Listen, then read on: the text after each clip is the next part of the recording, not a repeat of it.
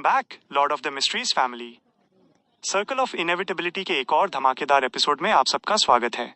आज का सफर बहुत ही ज्यादा क्रूशियल होने वाला है, क्योंकि आज हम चैप्टर 786 से लेकर 795 तक की कहानी को पूरी तरह से डिकोड करने वाले हैं। कहानी अब जिस मुकाम पर है, वहाँ हर एक मूव और हर एक कैरेक्टर का फैसला पूरी सिचुएशन को बदल रहा है। सस्पेंस और थ्रिल अपने चरम पर है, इसलिए आज के एक भी चैप्टर को मिस करने की गलती बिल्कुल मत करना। कहानी में आगे बढ़ने से पहले मेरी अपनी इस फैमिली से एक छोटी सी और बहुत जरूरी रिक्वेस्ट है। जैसा कि आप सब जानते ही हैं, पुराना चैनल डिमोनेटाइज होने की वजह से अभी कोई फाइनेंशियल सपोर्ट या यूट्यूब से अर्निंग नहीं हो रही है। इस नए चैनल को खड़ा करने और आप तक ये कंटेंट लगातार पहुंचाने में पूरी मेहनत लग रही है। अगर आप कैपेबल हैं और आपको लगता है कि मेरा काम इस लायक है, तो आप एक कदम आगे बढ़ाकर मुझे सपोर्ट कर सकते हैं। मैंने अपना QR कोड और UPI ID वीडियो के डिस्क्रिप्शन में डाल दिया है। आपका एक छोटा सा कंट्रीब्यूशन भी इस चैनल को आगे बढ़ाने में बहुत बड़ी मदद करेगा। बाकी जो लोग फाइनेंशियली सपोर्ट नहीं भी कर पा रहे हैं, आपका प्यार, आपकी कमेंट्स और आपका साथ ही मेरी असली ताकत है। बस वीडियो को लाइक कर दीजिए, दोस्तों के साथ शेयर कीजिए और अगर अभी तक चैनल को सब्सक्राइब नहीं किया है तो तुरंत कर लीजिए। चलिए अब बिना किसी देरी के शुरू करते हैं आज की इस जबरदस्त कहानी का डिकोडिंग सेशन। ऑब्सीडियन ट्राइडेंट से सिल्वर लाइटनिंग के आर्क शॉट हुए, जिससे एंटायर कैप्टन्स केबिन इलेक्ट्रिसिटी के हेल में टर्न हो गया। हाउल कॉन्स्टेंटाइन को ब्राइब करने और उसके अटैक्स को वीक करने के बावजूद जेना ने इतने क्लोज रेंज पर पावरफुल लाइटनिंग के अगेंस्ट अपनी फ्रेजाइल बॉडी का रिस्क लेने की डेयर नहीं की।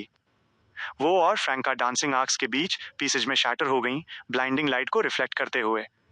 उनके फिगर्स केबिन डोर पर रीअपियर हुए, जहां लाइटनिंग अभी भी रेस कर रही थी। फ्रैंका ने हेसिटेट नहीं किया। उसने जेना का आर्म ग्रैब किया और पैरालिसिस सेट इन होने से पहले अपने 7 स्टोन ब्रेसलेट पर लास्ट जेम एक्टिवेट कर दिया। ब्लिंक।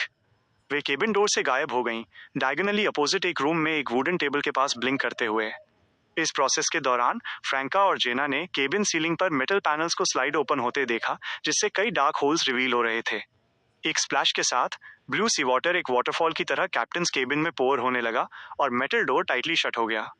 जब फ्रैंका और जेना के फिगर्स रीअपियर हुए, उनकी बॉडीज अभी भी रेजिड्यूल इलेक्ट्रिसिटी के साथ क्रैकल कर रही थीं और वे अनकंट्रोलेबली ट्रैम्बल कर रही थीं।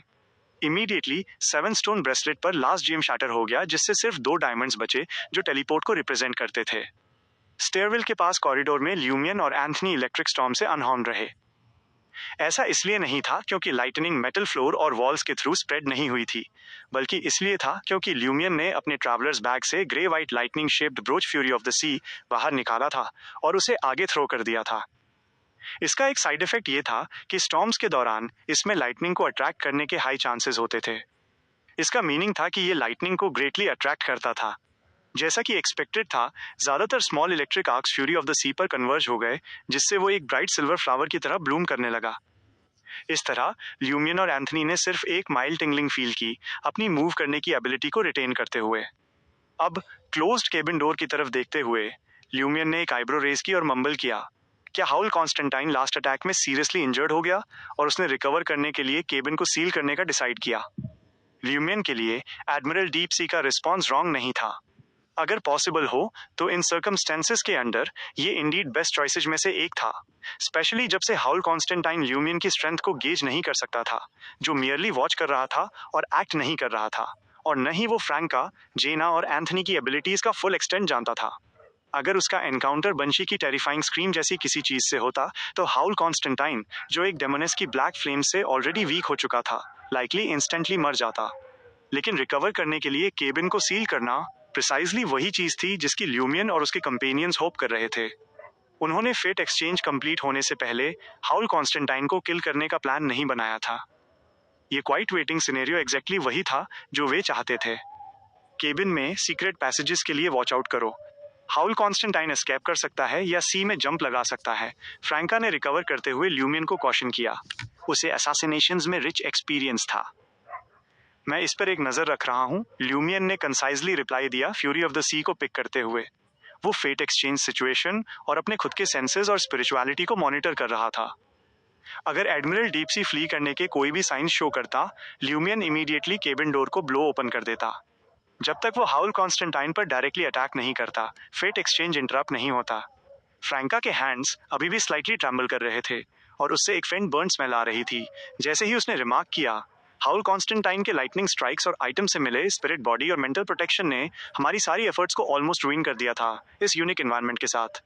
अगर हमारे पास मिस्टिकल आइटम्स की अबेंडेंस और हमारी गुड टीम वर्क ना होती तो हमें शायद प्लान गिव अप करने और तुम्हें पर्सनली बैटल ज्वाइन कराने के लिए फोर्स होना पड़ता। वो फ्रेज क्या है? एक अनस्टॉपेबल फोर्स सभी ऑब्स्टैकल्स को ओवरकम कर लेती है। कोई फर्क नहीं पड़ता कि तुम कौन सी सुपरनैचुरल एबिलिटीज यूज करते हो। मैं लाइटनिंग के साथ काउंटर करूंगा और एनवायरनमेंट का यूज करके इसे एक लाइटनिंग स्टॉर्म के वीकर वर्जन में टर्न कर दूंगा। जेना, जो खुद भी ट्रेम्बल कर रही थी और जिससे बर्न स्मेल आ रही थी लेकिन वो बेटर शेप में थी, उसने एग्रीमेंट में स्लाइटली नोट किया। फ्रंट लाइंस पर फाइट करने वाली के रूप में वो इसे डीपली अंडरस्टैंड करती थी। कार्निवल बार के बाहर पायरेट्स और डिस्गाइज्ड पायरेट्स ने हैवी वुडन डोर को अचानक स्वेल और शैटर होते देखा। बूम! एक एक्सप्लोजन फॉलो हुआ जिससे डोर फ्रेम और फ्रेगमेंट्स फ्लाई करने लगे। ग्रेट शार्क जॉग और उसके आदमियों के फिगर्स फाइनली ऑनलुकर्स के सामने अपीयर हुए। उनमें से ज्यादातर वेरियस डिग्रीज तक इंजर्ड थे। उनके एक्सप्रेशंस ग्रिम थे, जैसे ही वे खुद को डिस्गाइज करने की परवाह किए बिना डॉग की तरफ स्प्रिंट करने लगे। ये देखकर रियल और फेक दोनों पायरेट्स के सिमिलर थॉट्स थे। वे लूज कर गए। एडमिरल डीप सी के सभी टॉप आदमियों के होने के बावजूद वे लूज कर गए। क्या वे एडमिरल डीप सी से हेल्प सीख करने के लिए रन कर रहे हैं? वे इतनी सॉरी स्टेट में फ्ली कर रहे हैं। जैसे ही थॉट्स उनके माइंड्स में रेस कर रहे थे, ऑनलुकर्स ने अपनी गेज वापस कार्निवल बार के इंटीरियर की तरफ टर्न की। उन्होंने ब्रोकन टेबल्स और चेयर्स, एक्सप्लोडेड बैरल्स और अल्कोहल और स्कॉच की मिंगलिंग सेंट्स देखी, लेकिन वहां उस अननोन एडवेंचरर का कोई साइन नहीं था। इसने पायरेट्स और इम्पोस्टर्स को बेवाइल्डर्ड छोड़ दिया, अनश्योर कि इसका क्या मीनिंग था। सील्ड कैप्टन्स केबिन में, जो अब ब्लू सी वाटर से फिल्ड था, हाउल कॉन्स्टेंटाइन की क्लॉक्ड बॉडी फ्लोट कर रही थी। बबल्स कॉन्स्टेंटली राइज हो रहे थे। उसका फेस ट्रांसलूसेंट ऑक्टोपस के साथ स्लाइटली नीचे हंग था, जो सबमर्ज्ड मेटल फ्लोर को घूर रहा था, अपनी सॉइल को नरिश होते हुए फील कर रहा था, क्विकली अपनी वीकेंड स्टेट को शेक ऑफ करते हुए। कुछ सेकंड्स के बाद हाउल कॉन्स्टेंटाइन ने स्लोली लेकिन स्टीडली अपना हेड रेज किया, क्लोज्ड मेटल डोर की तरफ देखते हुए। बाहर ल्यूमियन फ्रैंका की तरफ मुड़ा और कहा, यह ऑलमोस्ट डन है। डोर के पास स्टैंड बाय हो जाओ और अपना फेस शो करो। अगर हाउल कॉन्स्टेंटाइन एक डेमोनिस ऑफ प्लीजर का रियल फेस देखता है तो वो एक्सट्रीम प्लीजर फील कर सकता है, जो डाइजेशन के साथ हेल्प करेगा। ये बहुत वियर्ड है, फ्रैंका मंबल की जैसे ही वो कैप्टन्स केबिन डोर के अपोजिट स्टैंड होने के लिए मूव हुई, मेटल वॉल के अगेंस्ट लीन करते हुए। उसने अपना हुड नीचे पुल किया, अपना रेडियंट और ब्यूटीफुल फेस रिवील करते हुए। वो एक पोज स्ट्राइक करना चाहती थी, लेकिन हर किसी की आंखों के सामने ऐसा करने के लिए खुद को ला नहीं सकी। ल्यूमियन ने प्रोग्रेस कैलकुलेट करते हुए कैप्टन्स केबिन के डोर की तरफ वॉक किया और अपने हैंड्स मेटल पर प्लेस किए। White hot flames instantly gathered हुई, जो मेटल डोर में लेयर बाय लेयर कंप्रेस होने लगी। Rumble! Metal door rapidly inverts cave हुआ और फिर एक्सप्लोड हो गया। एक स्प्लैश के साथ ब्लू सी वाटर बाहर गैश हुआ, जो मोमेंटरली एक्सप्लोजन के शॉकवेव द्वारा बैक ड्राइव हो गया था। हाउल कॉन्स्टेंटाइन का फिगर ल्यूमियन, फ्रैंका और दूसरों के सामने इमर्ज हुआ। उसके लिप्स पर एक होपफुल स्माइल प्ले कर रही थी। रेस्पाइट का एडवांटेज उठाते हुए उसने न्यूइंग्स का डिफेंस सिस्टम एक्टिवेट कर दिया था। वो इस अल्केमिकल शिप की हेल्प से चारों असासिन से फाइट करने के लिए रेडी था। उस स्टेट में वो कॉन्फिडेंट था कि वो कुछ समय के लिए एक डेमिगॉड के अगेंस्ट भी खुद को होल्ड कर सकता था। यही मेन रीजन था कि वो सी में जंप नहीं कर गया था जब केबिन डोर क्लोज हुआ था। अचानक उसने एक एक्सेप्शनली ब्यूटीफुल फेस और एक फिगर देखा, जो लेदर आर्मर द्वारा पार्शली कवर्ड होने के बावजूद रेडिएटेड एल्योर था। वो एक मोमेंट के लिए स्टन रह गया। उसी मोमेंट पर हाउल कॉन्स्टेंटाइन का माइंड बज हुआ, ब्लैंक हो गया।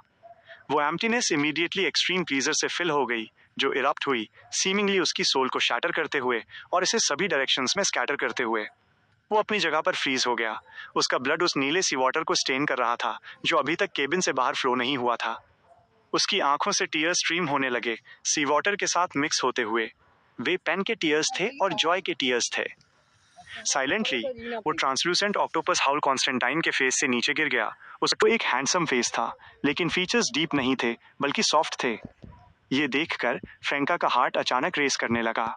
ये फेस उस आदमी से एक स्ट्राइकिंग रिसेम्बलेंस बियर कर रहा था, जिससे वो ट्रायर कैटाकॉम्स में एनकाउंटर कर चुकी थी, हैरिसन, जिसके रेसरेक्शन आइलैंड से होने का सस्पेक्ट था। डिटेल्ड अपीयरेंस में नहीं बल्कि स्टाइल में। ये एक ईस्टर्न स्टाइल फेस था, लेकिन प्योरली ऐसा नहीं था, बल्कि एक मिक्स्ड हेरिटेज जैसा था। स्टन्ड होकर फ्रैंका ने किसी चीज के शैटर होने की एक इल्यूजरी साउंड सुनी और प्लीजर पोर्शन का कंप्लीट डाइजेशन फील किया। उसने ट्विंकलिंग स्टार्स से फिल्ड एक इल्यूजरी स्टारी स्काई देखा।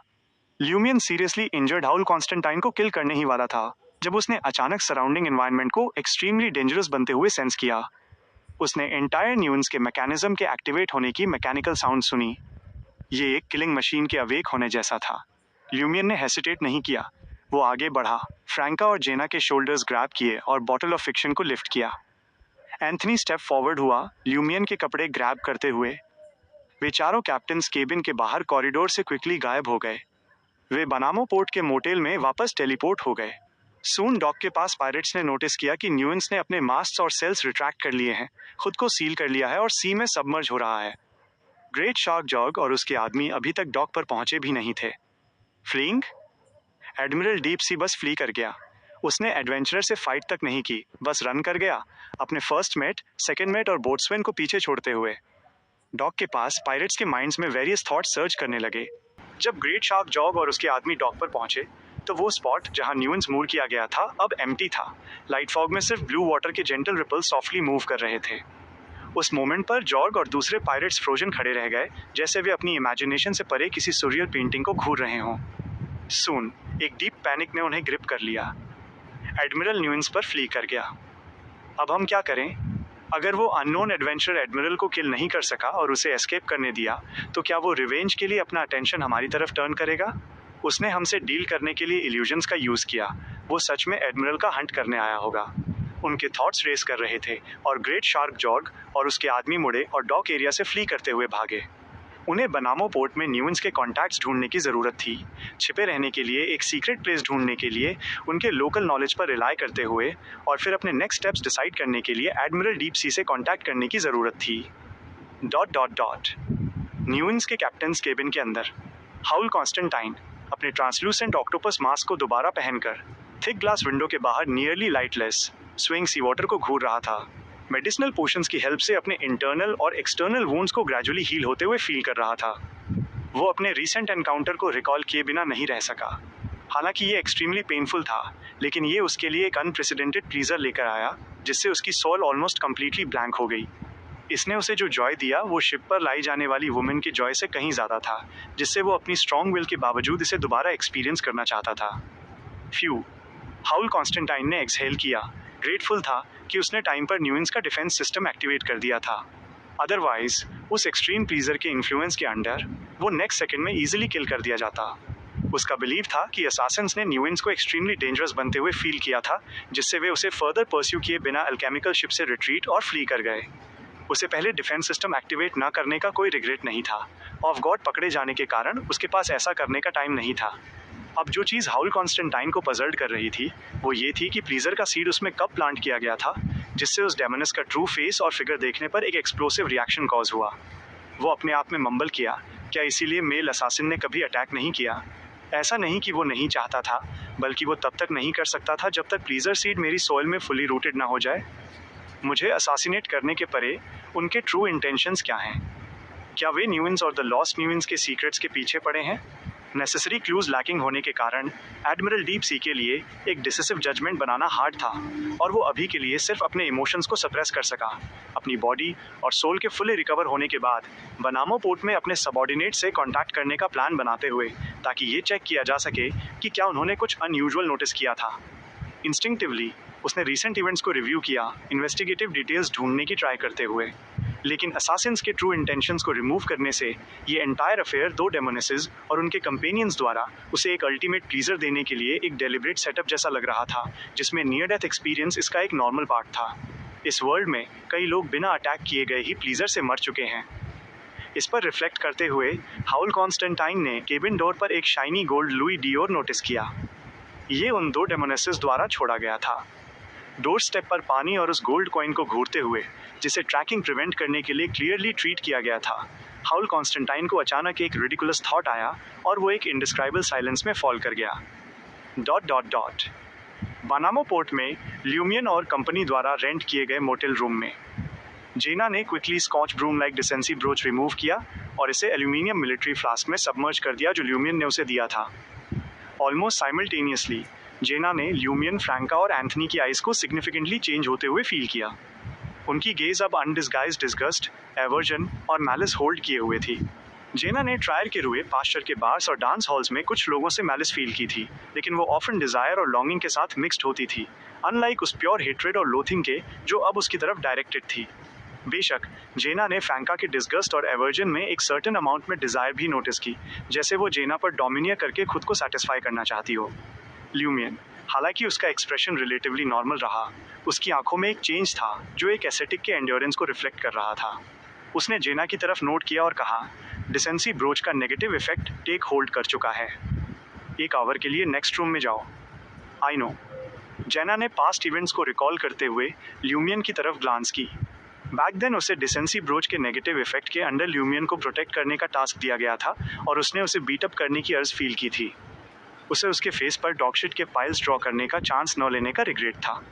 इन मेमोरीज को रिकॉल करते हुए जेना स्लाइटली स्माइल की रूम लीव किया और नेक्स्ट रूम में नेगेटिव इफेक्ट के वियर ऑफ होने का वेट करने चली गई। फ्यू डिसेंसी ब्रोच का नेगेटिव इफेक्ट सच में स्ट्रांग है, फ्रैंका ने सिंसियरली कमेंट किया। ल्यूमियन ने उसे एक साइडलॉन्ग ग्लांस दी और हंसा।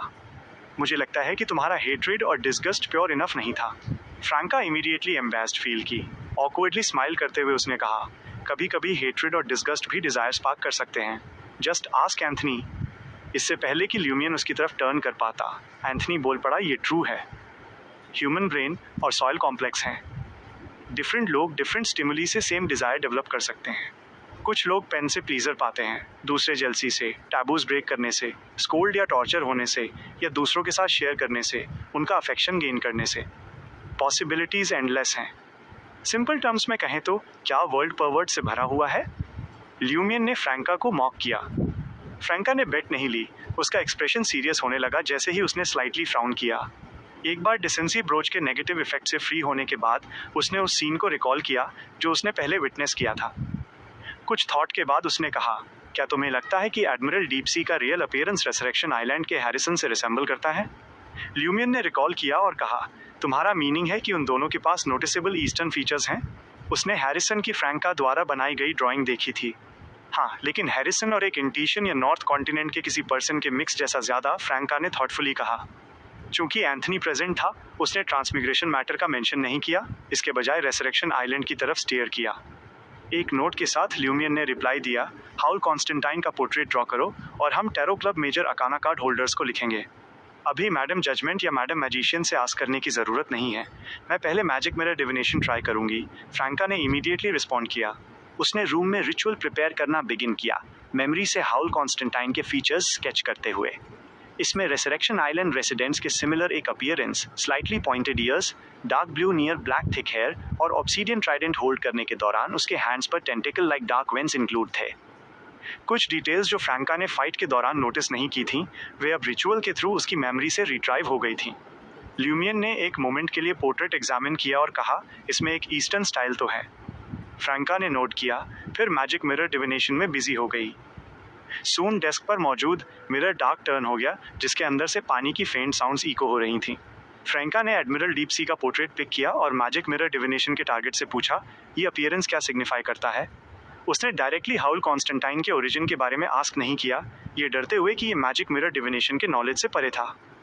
मिरर से एक होर्स, एल्डरली वॉइस इमर्ज हुई, ये एक एल्फ है। एक एल्फ? ल्यूमियन के टेम्पल्स थ्रोब हुए। ये एक लेजेंडरी बियॉन्डर रेस थी। प्रीवियसली ल्यूमियन केवल एल्व्स को एंशिएंट टाइम्स की एक मिथिकल रेस के रूप में जानता था जो सोनिया सी के सोनिया आइलैंड पर रहते थे। उसने लर्न किया था कि वे पावरफुल थे। उनकी क्वीन सोनिया थ्रीम एट एंशिएंट गॉड्स में से एक थी जो स्काई और सी को रूल करती थी। रियल वर्ल्ड में 5th एपोक के बाद से एक ट्रू एल्फ से एनकाउंटर करना रेयर था। केवल डाइल्यूटेड ब्लड लाइन्स वाले ओकेजनल डिसेंडेंट्स ही देखने को मिलते थे।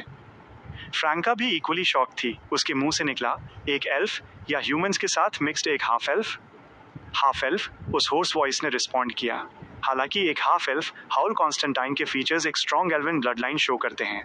थ्योरी में सीक्वेंस 5 ओशियन सॉन्गस्टर को ऐसे चेंजेस कॉज नहीं करने चाहिए। एक half elf?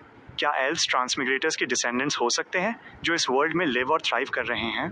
Elf legend 2nd epoch तक डेट बैक करते हैं। फ्रैंका ने डीपली सोचा, 3rd क्वेश्चन आस्क करना ऑलमोस्ट भूलते हुए। अपने थॉट्स गैदर करते हुए उसने कुछ सेकंड्स के लिए पॉन्डर किया और पूछा, क्या द लॉस्ट न्यूएंस एक एंशिएंट एल्वन रेलिक है?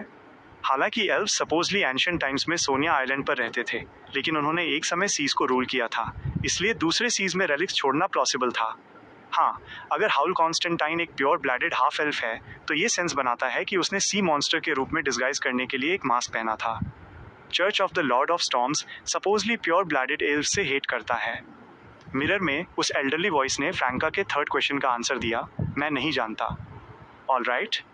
फ्रैंका ने मैजिक मिरर डिविनेशन एंड किया और एक लॉन्ग साइलेंस में फॉल कर गई। उसे सडनली इस बार प्लीजर पोशन को मेयरली डाइजेस्ट करने के लिए एडमिरल डीप सी हाउल कॉन्स्टेंटाइन का यूज करने का रिग्रेट हुआ। टीम को ट्रेन करने और फेट एक्सचेंज करने के बजाय उन्हें ल्यूमियन को उनके सपोर्ट के साथ फुल्ली स्ट्राइक कराना चाहिए था, ताकि वे देख सकें कि क्या वे एल्फ को अलाइव कैप्चर कर सकते थे। मैजिक मिरर डिविनेशन को एंड होते देखकर ल्यूमियन ने अपनी गेज एंथनी की तरफ टर्न की। द न्यूएंस डेफिनेटली फ्ली कर चुका है। बाहर जाओ और पायरेट से इंफॉर्मेशन गैदर करो। पता लगाओ कि क्या ग्रेट शार्क जॉग और की क्रू मेंबर्स शिप पर बोर्ड करने में कामयाब रहे। अगर वे नहीं रहे तो ढूंढो कि वे अब कहाँ हैं। अंडरस्टूड। एंथनी जानता था कि ल्यूमियन क्विकली ग्रेट शार्क जॉग और उसके आदमियों के वेयर अबाउट्स डिटरमाइन करना चाहता था, ताकि ये देख सके कि क्या वे न्यूएंस पर दोबारा विजिट करने के लिए उनका यूज़ कर सकते हैं और एल्व्स और लॉस्ट न्यूएंस के ट्रू नेचर के बारे में लर्न कर सकें। ल्यूमियन खुद नहीं जा सकता था। पायरेट्स उसे अवॉइड करते और भले ही वो उनसे इन्फॉर्मेशन फोर्सफुली बाहर निकाल लेता, ये ग्रेट शार्क जॉग और उसके आदमियों को अलर्ट कर देता अगर वे अभी भी बनामो पोर्ट में होते, जिससे वे और डीपली हाइड हो जाते। खुद को डिस्गाइज करना भी वर्क नहीं करता। पायरेट्स फ्रेंडली या फोर्थ कमिंग नहीं होते। सेम चीज़ फ्रैंका पर भी अप्लाई होती थी। सिर्फ एंथनी, जिसने कई पायरेट से फ्रेंडशिप की थी, वही नेचुरली नेटेड इंटेल ऑब्टेन कर सकता था। एंथनी को रूम से लीव करते हुए देखने के बाद फ्रैंका एक साय के साथ डेस्क पर बैठ गई और कहा, ये होल ट्रांसमिशन थिंग और ज़्यादा कॉम्प्लिकेटेड होती जा रही है। तुम इसे बहुत सिंपली ट्रीट किया करती थी। ल्यूमियन ने स्कॉफ किया। फ्रैंका ने आर्ग्यू नहीं किया। सब्जेक्ट चेंज करने से पहले एक मोमेंट के लिए साइलेंट रही। मैंने प्लीजर पोशन फुली डाइजेस्ट कर लिया है। कुछ दिनों के रेस्ट के बाद मैं डेमोनेस ऑफ एफ्लिक्शन रिचुअल अटेम्प्ट करने के लिए रेडी हो जाऊंगी। ऑनेस्टली ये एक ड्रीम जैसा फील हो रहा है। क्या मैंने सच में इसे डाइजेस्ट कर लिया है? वो अभी भी कुछ इनक्रेडिबलस लग रही थी। ल्यूमियन रिस्पॉन्स में चकल किया। तुम और क्या एक्सपेक्ट कर रही थी? अगर एडमिरल डीप सी जानता कि हमारा मेन गोल तुम्हें प्लीजर पोशन डाइजेस्ट करने में हेल्प करना था, तो वो सोचता कि वर्ल्ड एब्सर्ड है। वो वंडर करता कि क्या ये नेसेसरी था और सजेस्ट करता कि डेमोनेस ऑफ प्लीजर की कंडीशंस के साथ हम हार्म प्रिवेंट करने के लिए एक नोटराइज्ड एग्रीमेंट के साथ उसकी हेल्प मांग सकते थे और वो हैप्पीली असिस्ट करता। ये मेरे लिए एक्सेप्ट करना बस हार्ड है, फ्रैंका मंबल की। और मैं जानती हूँ कि तुम्हारा क्या मीनिंग है। हमारे वर्ल्ड में प्लेंटी लोग कहते एक डेमोनेस ऑफ प्लीजर को पोशन डाइजेस्ट करने में हेल्प करना बहुत विक्ड है। प्लीज़ मुझे हेल्प करने दो। लेकिन वो सुपरफिशियल प्लीजर और लो क्वालिटी डाइजेशन होता। रियल प्लीजर इसे पेन में एक्सपीरियंस करने और इसमें सिंक होने से आता है।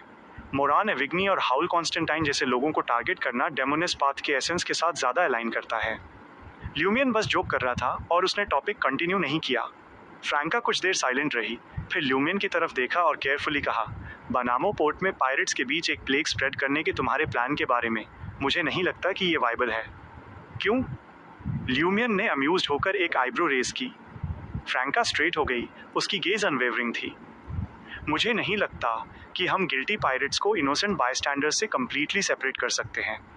प्लेग इनएविटेबली लेटर वाले को अफेक्ट करेगा, जिससे वे डेस्पेयर में मर जाएंगे। ल्यूमियन चकल किया। ये बस एक कॉन्सेप्ट था, एक डायरेक्शन। हम उन कंसर्न्स को एड्रेस करने के लिए प्लान को रिफाइन कर सकते हैं, और अगर ये फिजिबल नहीं है तो हम इसे अबेंडन कर सकते हैं। हम स्टार्टिंग से ही अपनी थिंकिंग लिमिट नहीं कर सकते। फॉर एग्जाम्पल, तब तक मैं एक डेमिगॉड हो सकता हूँ और बॉटल ऑफ फिक्शन के लिए एक हाई लेवल रिप्लेसमेंट ढूंढ सकता हूँ जो कंडीशंस के साथ एंटायर बनामो पोर्ट को कंटेन करने में कैपेबल हो, जिससे सिर्फ पायरेट्स ही एंटर या एग्जिट कर सकें। नो, फ्रैंका ने अपना हेड शेक किया। वहाँ ऐसे एडवेंचर्स हैं जो पायरेट्स के रूप में मूनलाइट करते हैं, और उनमें से कई ने ऐसे क्राइम्स नहीं किए हैं जो डेथ डिजर्व करते हों। ल्यूमियन स्माइल किया और साई किया। तब हम ऑरोरा ऑर्डर के साथ कोलैबोरेट करेंगे या गिल्टी टारगेट्स को आइडेंटिफाई करने के लिए ब्रोकर पाथ से एक सीक्वेंस 5 आर्टिफैक्ट ढूंढेंगे। फ्रैंका ने एक मोमेंट के लिए सीरियसली सोचा, वो भी वर्क नहीं करेगा। हमारे अपने क्राइम्स हैं। कई एडवेंचर्स ने पायरेट्स को किल किया है। क्या वो गिल्टी के रूप में काउंट होता है? ल्यूमियन एक मोमेंट के लिए स्पीचलेस रह गया, फिर हंसा। तुम सच में प्रोवोकर में स्विच करने के लिए सूटेड हो। मैं बस एग्जाम्पल्स रेज कर रहा था। मेरा पॉइंट ये था कि एक प्लान को आउटराइटली डिसमिस नहीं किया जाना चाहिए। हमें इसकी फिजिबिलिटी एनालाइज करने और फ्यूचर चेंजेस कंसीडर करने की ज़रूरत है।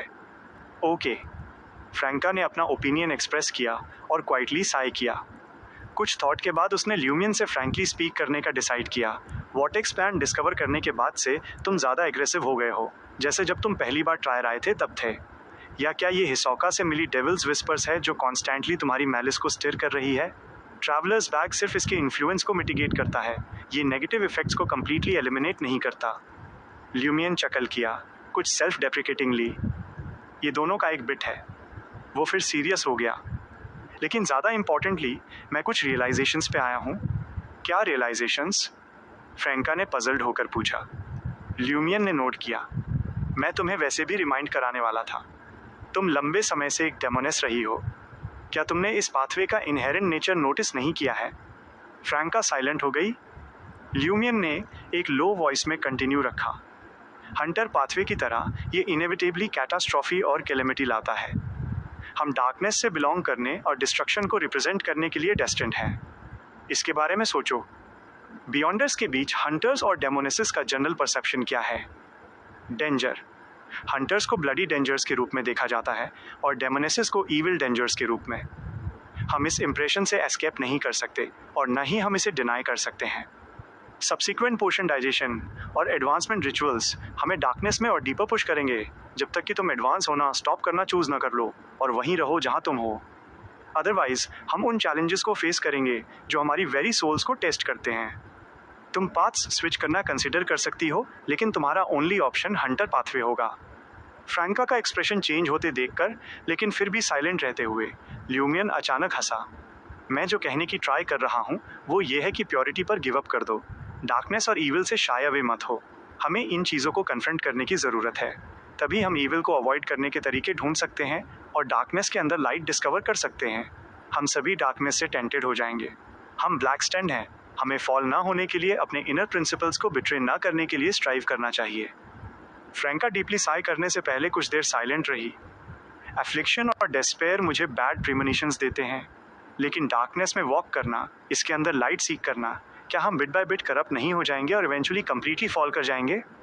ल्यूमियन चकल किया। क्या हमारे पास कोई दूसरा चॉइस है? हम सिर्फ अपनी मौत तक अपनी खुद की डार्कनेस और ईविल से फाइट करना कंटिन्यू रख सकते हैं। फ्रैंका ने टर्सली उसके वर्ड्स एक्नॉलेज किए और अपने थॉट्स एक्सप्रेस किए। एक्चुअली सभी बियॉन्डर्स ऐसे ही हैं। गॉड्स के पाथ्स इनहेरेंटली डेंजरस हैं और इनएविटेबली मैडनेस की तरफ लीड करते हैं। हंटर्स और डेमोनेसेस बस इसे ज़्यादा ऑब्वियस और डायरेक्ट बना देते हैं। वो उन स्ट्रगल्स और पेन को इमेजिन नहीं कर सकती थी अगर उसने डेविल पाथवे चूज़ किया होता। जब जेना के डिसेंसी ब्रोच के नेगेटिव इफेक्ट्स वेयर ऑफ हो गए, एंथनी रिटर्न हुआ और उसने ल्यूमियन और दूसरों को बनामो पोर्ट की करंट सिचुएशन पे ब्रीफ किया। द न्यूएंस इंडीड फ्ली कर चुका था और ग्रेट शार्क जॉर्ग और उसके आदमी बोर्ड नहीं कर पाए थे और वे अब मिसिंग थे।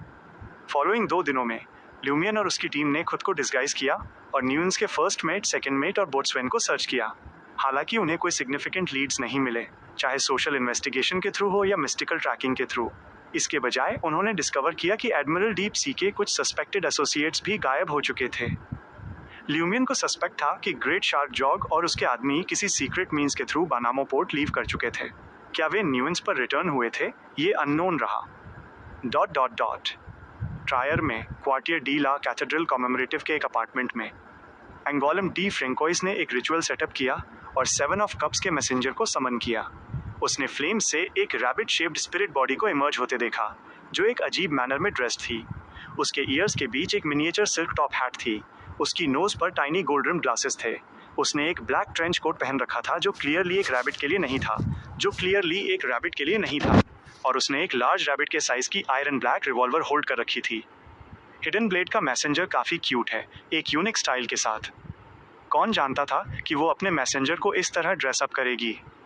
एंगोलम ने प्री रिटन लेटर पिक किया और इसे उस एडोरेबली ड्रेस्ड रैबिट मैसेंजर को हैंड ओवर कर दिया। रैबिट ने उसे कोल्ड शार्प ग्लांस दी। एंगोलम ने अपने प्रीवियस थॉट्स रिट्रैक्ट कर लिए। बनामो हार्बर में ल्यूमियन और कंपनी द्वारा रेंट किए गए मोटेल रूम्स में से एक में फ्रैंका ने एंगोलम का लेटर रीड किया और कुछ डिफिकल्टी के साथ कहा, 007 के पास मिरर पीपल पर एक लीड है और वो चाहता है कि हम फॉलो अप करें, लेकिन हमने अभी तक ग्रेट शार्क जॉब को नहीं ढूंढा है। वो मिरर पीपल से ज़्यादा एल्व्स के सीक्रेट्स में इंटरेस्टेड थी। ल्यूमियन पीछे लीन हुआ, रिलैक्स्ड हुआ और कहा, वर्स्ट केस सिनेरियो ये है कि ग्रेट शार्क जॉग और उसके आदमी सीक्रेट मीन्स के थ्रू ऑलरेडी न्यूएंस पर रिटर्न हो चुके हैं। हमें यहाँ रुकने से कोई रिजल्ट्स नहीं मिलेंगे। सो चलो लीव करते हैं। एक बार अलर्ट लिफ्ट हो जाने के बाद वे लोग बाहर आ सकते हैं। मीनवाइल, हम बनामो पोर्ट पर एक नज़र रखने के लिए लॉन्ग टर्म प्लान्स बना सकते हैं।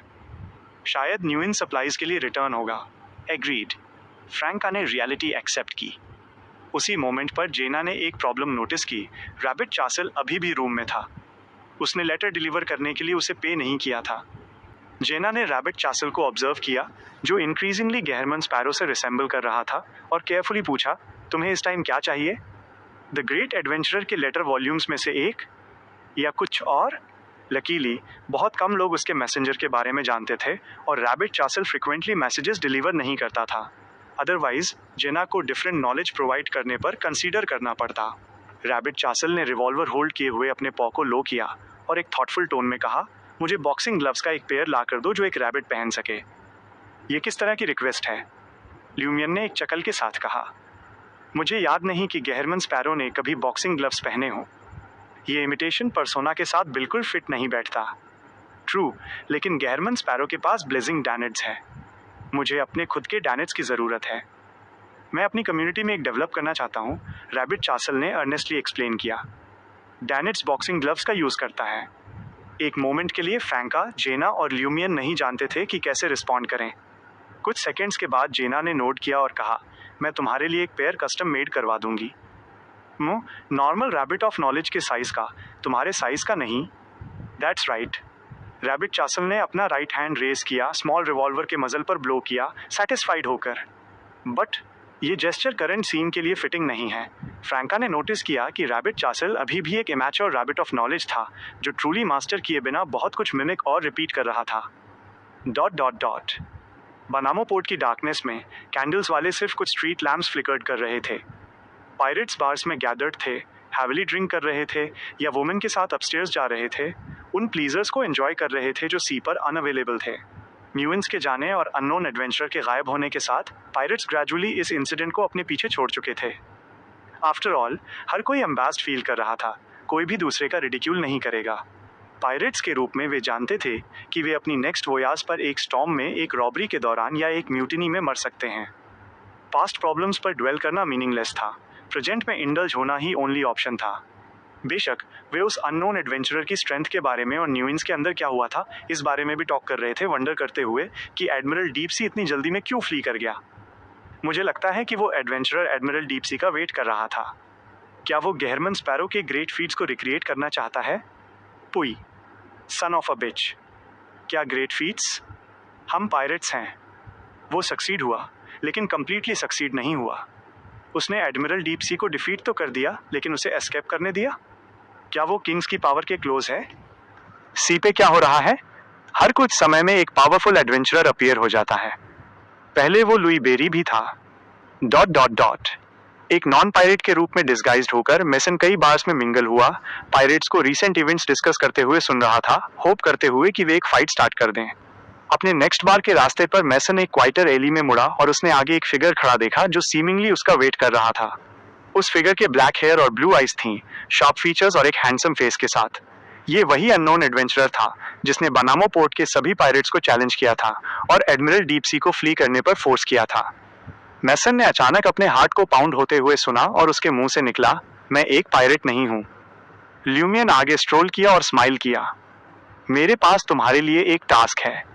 ये सुनकर मेसन थोड़ा रिलैक्स्ड हुआ और केयरफुली कहा, मैं आपके लिए क्या कर सकता हूं? मैं श्योर नहीं हूं कि मेरी एबिलिटीज आपकी नीड्स को मीट कर सकती हैं या नहीं। उसे डर था कि भले ही टास्क कंप्लीट करना इजी हो, लेकिन उसका आफ्टरमैथ प्रॉब्लमैटिक हो सकता है। एडवेंचरर के जाने के बाद पायरेट्स उसे पीसेज में हैक कर सकते थे। ल्यूमियन ने ब्लंटली कहा, ये एक सिंपल और सीक्रेट टास्क है। बानामो पोर्ट पर एक नजर रखो। जैसे ही न्यूएंस रिटर्न हो, या तुम ग्रेट शॉक जॉग और उसके आदमियों को स्पॉट करो, इमीडिएटली मेरे मैसेंजर को समन करना। मैसेंजर सुनकर मेसन के माइंड में अचानक एक थॉट आया। उसे अपना लास्ट टास्क याद आया, एक रिचुअल के थ्रू एक टेरिफाइंग मैसेंजर को समन करना। अपने एक्सप्रेशन को कंट्रोल करने में अनेबल होकर मेसन ने स्लाइट टेरर में पूछा, क्या आप ल्यूमियन ली हैं सर, उस टेरिफाइंग मैसेंजर के मास्टर? परसेप्टिव, ल्यूमियन ने रिप्लाई दिया, बहुत सिंसियरली नहीं। कनेक्ट किया, क्या उस टास्क का रियल पर्पज ल्यूमियन ली को बानामो पोर्ट पर लाना था और ल्यूमियन ली का गोल एडमिरल डीप सी, हाउल कॉन्स्टेंटाइन और द लॉस्ट न्यूइंस के साथ डील करना था? उसका स्पिरिचुअल इंट्यूशन पार्शियली करेक्ट था। उस रिचुअल ने इंडीड बनामो पोर्ट पर कुछ बैड लाया था, हालांकि ये कैटास्ट्रॉफी में टर्न नहीं हुआ। ल्यूमियन कंटिन्यू रखा, पेमेंट 5000 वर्ल्ड डी और है। टास्क इंडीड सिंपल है और लाइकली मैं पायरेट्स द्वारा डिस्कवर्ड नहीं होऊंगा। रिवॉर्ड जेनरस है अगर मैं रिफ्यूज करता हूँ, ये जानते हुए कि टास्क डिटेल्स ट्रबल ला सकती हैं। 10 सेकंड से ज़्यादा इसे वे करने के बाद मेसन ने कहा, नो प्रॉब्लम, मुझे लगता है कि मैं इस टास्क को हैंडल कर सकता हूँ। ल्यूमियन ने स्लाइटली नोट किया, 1000 वर्ल्ड डीओर का डिपॉजिट पे किया और उस शांत एली को लीव करने के लिए मुड़ा। ल्यूमियन के फिगर को डार्कनेस में गायब होते हुए देखकर मेसन ने साइलेंटली उसका नाम रिपीट किया, ल्यूमियन ली, ल्यूमियन ली। मेसन को फाइनली याद आया कि उसने ये नाम कहाँ सुना था, एक शिप के बोर्ड पर लगे वांटेड पोस्टर पर। वो पोस्टर ल्यूमियन ली को एक ईविल गॉड के सैक्रिफिशियल रिचुअल के सर्वाइवर के रूप में डिस्क्राइब करता था, जिसने एक विलेज को डिस्ट्रॉय कर दिया था और वो ईविल गॉड द्वारा सीवियरली करप्टेड था। ट्रायर में, प्रिजन डिस्ट्रिक्ट में, रॉयस कॉम्प्रिहेंसिव एग्जीक्यूशन ग्राउंड पर 2 दिनों के लिए ट्रायर रिटर्न होकर फ्रैंका डेमनेस ऑफ एफ्लिक्शन एडवांसमेंट रिचुअल के लिए रेडी फील करते हुए उसने प्रोसीड करने का डिसाइड किया। मिरर पीपल पर 007 की लीड ट्रायर केव एसोसिएशन के एक और स्कॉलर से आई थी।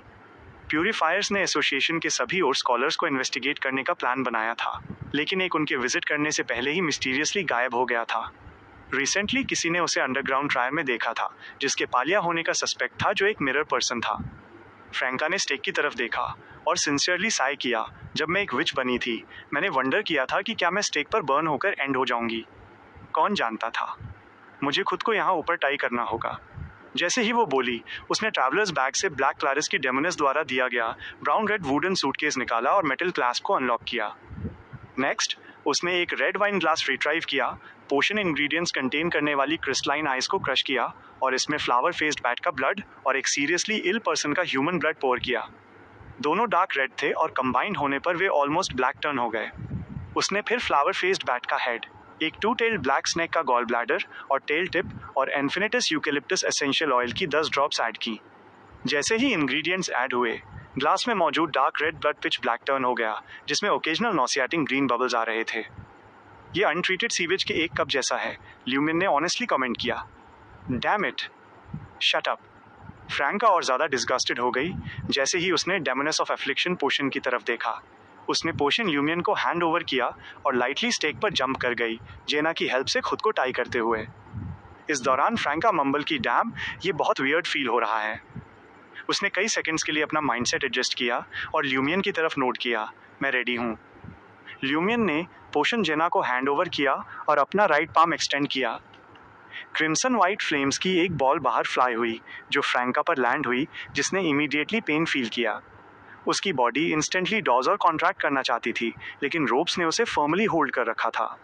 जेना क्विकली उसकी साइड जंप करके आई, एक हैंड से रोप्स होल्ड करते हुए और दूसरे से पोशन को उसके माउथ तक लाते हुए। फ्रैंका ने उस पैथोजन लाइक डार्क गुरिन पोशन को गल्प डाउन करने के लिए खुद को फोर्स किया। चाहे फ्लेम से हो या पोशन से, उसका हेड क्विकली हॉट हो गया और हीट से उसका माइंड फजी हो गया। उसने इनवॉलेंट्री पास्ट प्लीजर्स को रिकॉल किया, जिसमें उसके खुद के एक्सपीरियंसेस और उसके पार्टनर्स से मिला फीडबैक इंक्लूड था। उसी मोमेंट पर फ्रैंका प्लीजर की गिवर और रिसीवर दोनों थी, जो बॉडी से सोल तक इसमें ड्राउन हो रही थी, ऑलमोस्ट स्प्रिंग वाटर की तरह डिसॉल्व होते हुए। उसके थॉट्स ड्रिफ्ट हुए, उसकी विल सिंक हो गई और उसका सेल्फ वेरियस इंटेंस प्लीजर्स में लॉस्ट हो गया। हालांकि उन प्लीजर्स के साथ होने वाले पेन ने उसे स्लाइटली कॉन्शियस रखा। ये गार्डनर मार्टिन के साथ मेंटल रेजिस्टेंस और स्पिरिचुअल कॉन्फ्लिक्ट था, जेना के साथ इमोशनल गैप, जैसे वे कभी ट्रूली बॉडी और सोल को यूनाइट नहीं कर सकते थे। उसकी बॉडी पर बर्निंग फ्लेम से होने वाला एक्सट्रीम पेन इनविजिबल थ्रेड्स जैसा था, जो उसके सेल्फ और कॉन्शियसनेस को पुल कर रहा था, जिससे वो एक स्टॉर्म में काइट की तरह स्वे कर रही थी, पूरी तरह से आउट ऑफ कंट्रोल नहीं। स्वे करते हुए फ्रैंका ने इंस्टिंक्टिवली अपने माइंड में कर्स किया, डैम इट, ये बहुत हर्ट कर रहा है। ये रिचुअल मुझे किल करने की ट्राई कर रहा है, इजंट इट? कफ कफ, मेरे थ्रोट और लंग्स में हॉट स्मोक है, बहुत अनकंफर्टेबल। क्या मैं डाई कर रही हूँ? डैम इट, मैं कह सकती हूँ कि मुझसे अब अच्छी स्मेल आ रही है, फूड जैसी, रोस्टेड मीट की सेंट। ल्यूमियन, जेना और एंथनी स्टेक के सामने खड़े थे, फ्रैंका की बॉडी को ग्रेजुअली ब्लैक टर्न होते और उसके एक्सप्रेशन को बियॉन्ड ब्यूटी ट्विस्ट होते हुए देख रहे थे।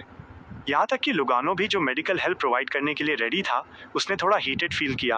उनके माइंड्स कुछ थॉट्स और अर्जेस के साथ वेंडर कर रहे थे। इस हॉरिफाइंग सीन को फेस करते हुए उनके पास इनअप्रोप्रिएट डिजायर्स थीं।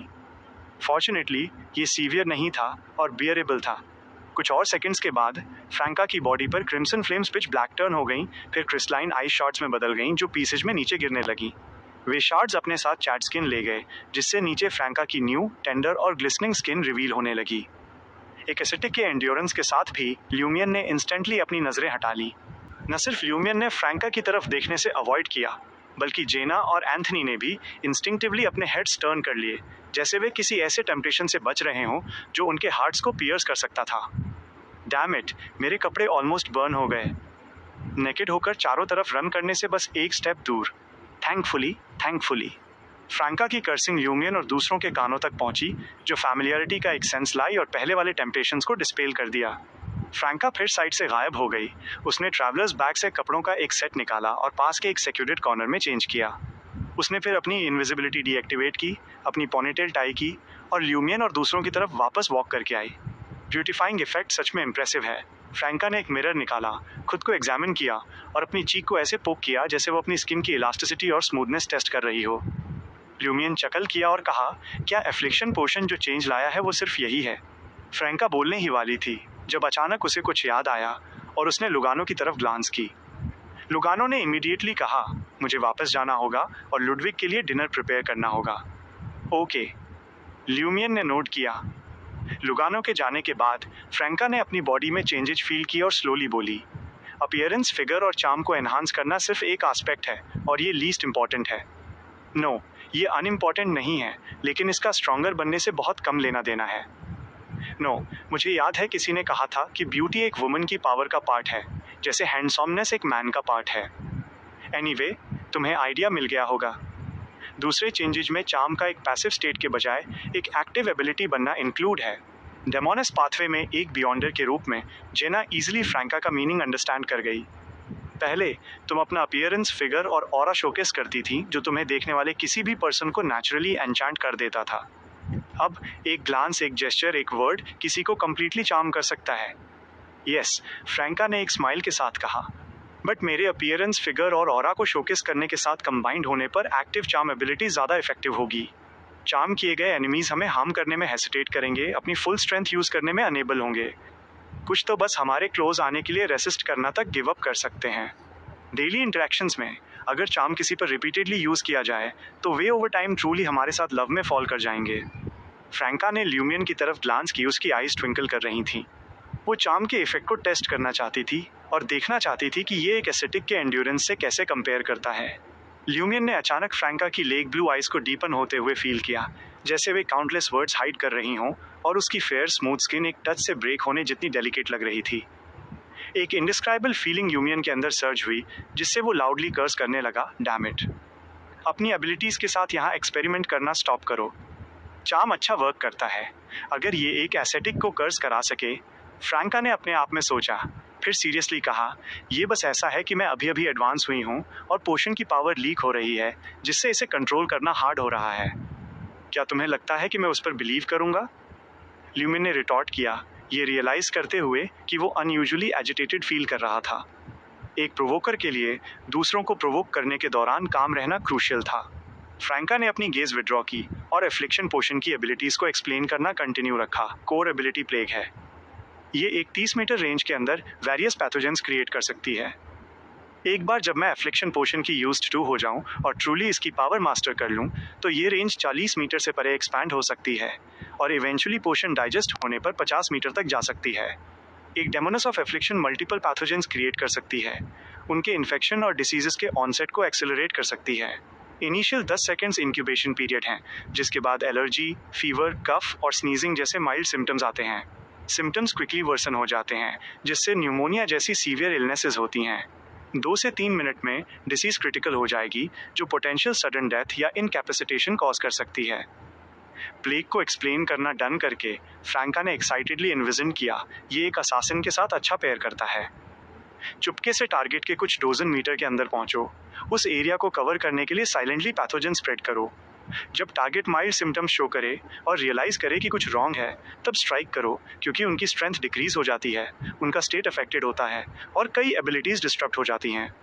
अगर फर्स्ट स्ट्राइक फेल हो जाए तो रीपोजिशन करो और ट्राइंग कीप रखो, टारगेट को सीवियर इलनेस में ड्रैग करते हुए। प्लेग कुछ ऐसा होना चाहिए जिसके अगेंस्ट एक गार्जियन की एबिलिटीज डिफेंड ना कर सकें।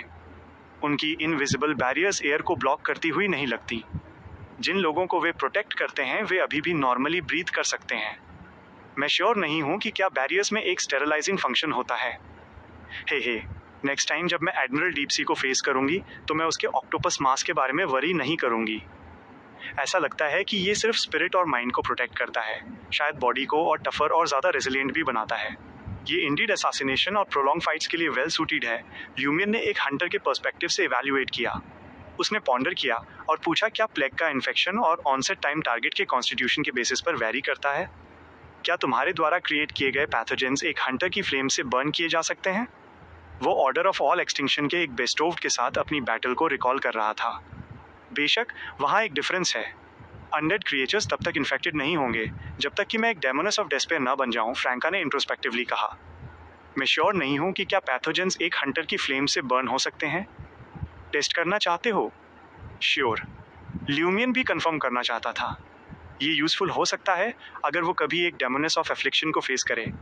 जेना और एंथनी ने इमीडिएटली खुद को डिस्टेंस किया, रॉयस कॉम्प्रिहेंसिव एग्जीक्यूशन ग्राउंड के एज की तरफ मूव करते हुए। अर्ली विंटर नाइट में ल्यूमियन की बॉडी अचानक ब्रिलियंट वाइट फ्लेम्स के साथ इग्नाइट हुई जो चारों तरफ स्प्रेड होने लगी और एक 7 to 8 मीटर रेडियस के अंदर की एयर को बर्न करने लगी। फ्रैंका 10 मीटर से ज़्यादा दूर खड़ी रही। उसकी लेक ब्लू आइज डीपन हो रही थीं।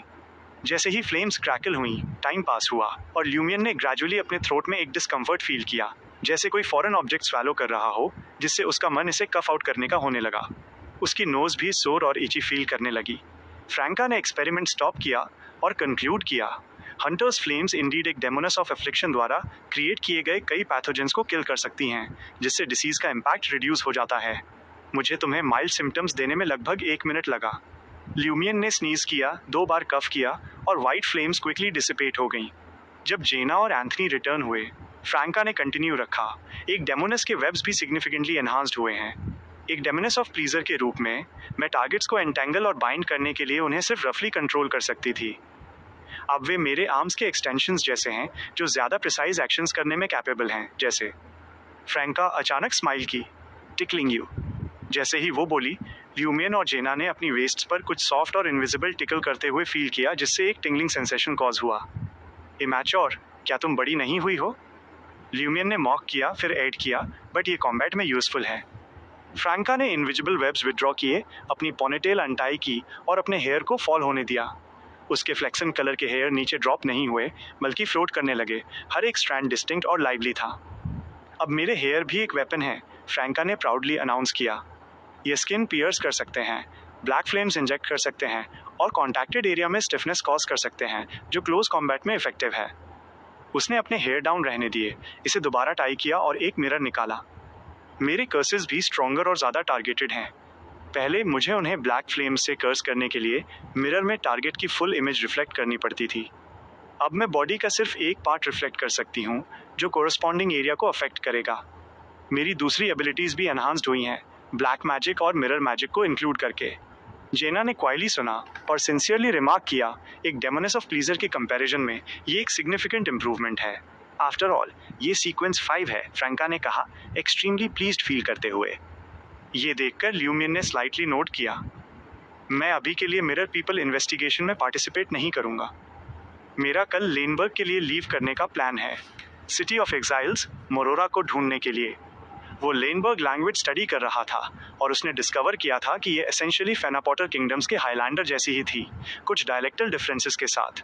लेनबर्ग 5th एपोक में battle of the violated oath के बाद फेनापोटर से स्प्लिट हुआ था। सो हाईलैंडर लर्न करने के बाद ल्यूमियन ने कुछ ही दिनों में लेनबर्ग लैंग्वेज क्विकली मास्टर कर ली थी। इतनी जल्दी?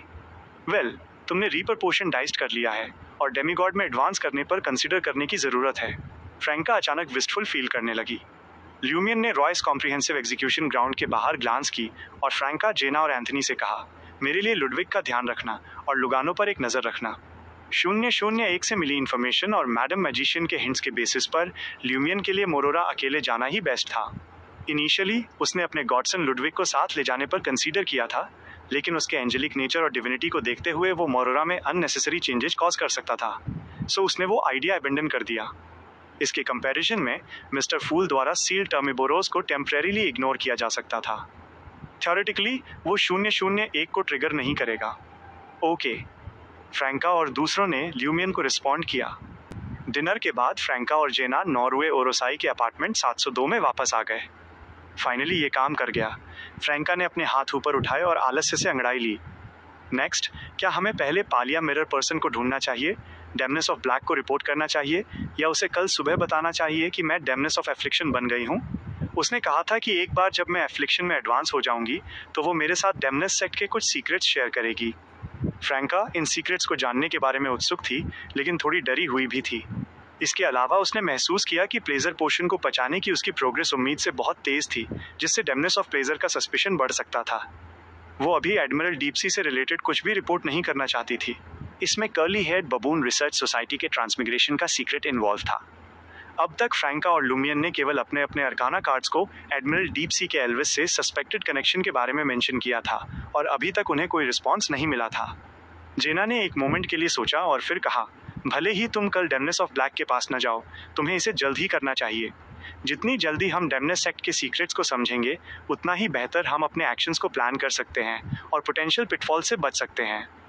फ्रैंका की चिंताओं को समझते हुए उसने मुस्कुराते हुए कहा, बस डेमनेस ऑफ ब्लैक को बता दो कि लुमियन रीपर बन गया है और उसने तुम्हें प्लेजर पोशन पचाने में मदद की। फ्रैंका दंग रह गई। ये सच है, लेकिन जिस तरह से तुमने इसे पुट किया वो सही नहीं लग रहा है। ये बिल्कुल उसी तरह की मिसअंडरस्टैंडिंग है जिसकी हमें ज़रूरत है, जेना ने एक सॉफ्ट स्माइल के साथ जवाब दिया। उसने रात के आसमान की तरफ देखा और कहा, पालिया को ढूंढना सिर्फ तुम्हारे और एंथनी के साथ ही काफ़ी होना चाहिए। मैं अगले कुछ दिनों में पोर्ट लेस्योर में जूलियन से मिलने जाना चाहती हूँ। हमने लगभग 2 महीने से एक दूसरे को नहीं देखा है और मैं उसके इंटेंशंस को भांपना चाहती हूँ, देखना चाहती हूँ कि क्या वो सच में ट्रायल लौटने का प्लान बना रहा है।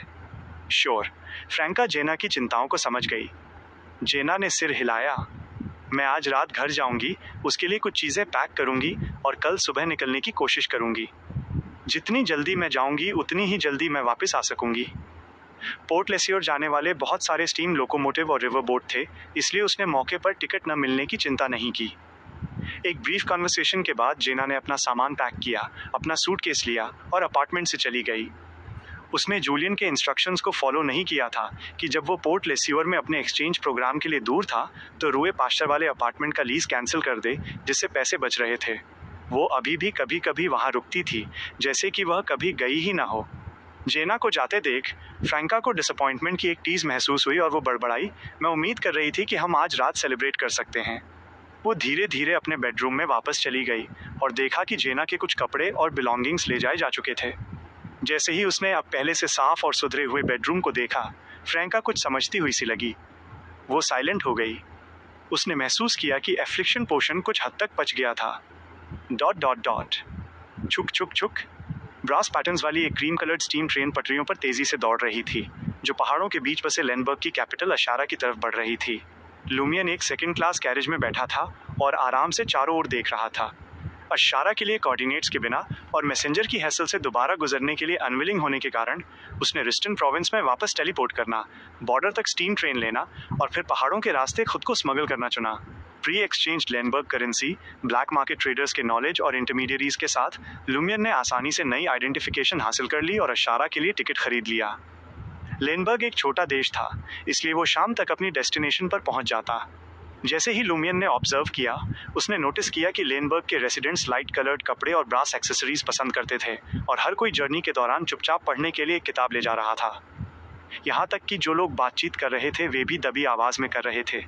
स्टॉप्स पर पैसेंजर्स बुजुर्ग लोगों या स्कॉलर्स जैसे कपड़े पहने लोगों की मदद करने के लिए उत्सुक थे, जिससे उनका हार्टफेल्ट रिस्पेक्ट दिखता था।